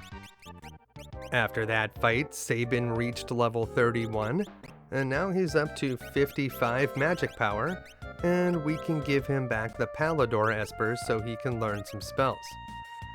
And now that we've met all the enemies and gotten Gogo out, we can warp back out of the Zone Eater's belly and return to the Falcon. We now have 9 of the 14 possible characters, so there's only 5 more to find. Now, this might sound a little bit crazy, but the next thing we're going to do is go into Kefka's Tower. Kefka's Tower is the game's final dungeon, and it is filled with challenging bosses that we may not be ready to battle yet. However, it's also filled with really good equipment, and we can get some of that equipment without fighting any bosses at all. Just like we did in the Tower of Fanatics, we're going to take advantage of the Moogle charm. So yes, we are going to Kefka's Tower right now, but no, we're not trying to finish the game just yet. Make sure that you put Mog in the middle party, and it doesn't matter who you put in the other parties, we're not going to be doing any fighting. One of the big challenges with Kefka's Tower is that because we need to split into 3 parties, it really would help to have enough characters to fill all 3 parties out with 4 characters each. Right now we could make 3 parties with 3 characters each, but instead we're going to equip the Sprint Shoes and the Moogle Charm to Mog, and we're going to go a treasure hunting. Head through that door marked A on the map, and head up here where we'll find a Minerva armor. Yep, another one of those. So now both Celis and Terra can wear one. Awesome! We grabbed a track star, but that's nowhere near as useful as the Minerva armor, and we're just going to pass through that prison area without fighting the boss there, and we'll head up this way. We're going to enter this pipe over on the left side, and follow it out here. Here we'll be able to find a force shield, nice, and if we head down this way, we'll also be able to grab another force armor. So those are 2 very good pieces of gear. And down in this chest we can grab another ribbon, which will be very handy. Then we just need to switch parties to this one that's over on the right side, and they can just wait for the hook to come by and lift on out of there. Alright, that's enough Kefka's Tower for now. And if you exit using the hook, it gives you a party with just Setzer in it, so make sure to change your party immediately whenever you get back to the Falcon. Now that we have a decent number of characters, it's about time that we finally found Locke. To get to Locke, we're going to need to go to the Phoenix Cave, which is a complex dungeon that requires us to make 2 parties worth of characters. To find the Phoenix Cave, it's not too far from Kefka's tower. We're just going to fly over this way, and you're looking for this star-shaped mountain formation, and you just want to hover over the middle of it and try to land. You'll be prompted to make 2 parties, and once you do, you will enter the Phoenix Cave, or at least the area outside of it. The Phoenix Cave is a lengthy dungeon filled with many traps and puzzles, and we're not going to have time to finish it on this episode, so we'll have to get to that in the next one. But before we go, it's about time we talked about the time travel trick. To be able to travel through time, you'll need to do the early airship trick as described in part 1 of this guide. So basically, you just need to play through half of the game without saving or dying, and then you'll do a few things in the floating continent, you'll die there, and suddenly you'll be way back at the beginning of the game with an airship. Once you have the early airship, you'll land it near Zozo, and then you need to play through all of the events in the game to get the fully functioning airship, and then you need to go finish the floating continent so that you can get to the world of Ruin. Whatever you do in the world of Balance, do not complete the events at Figaro Castle.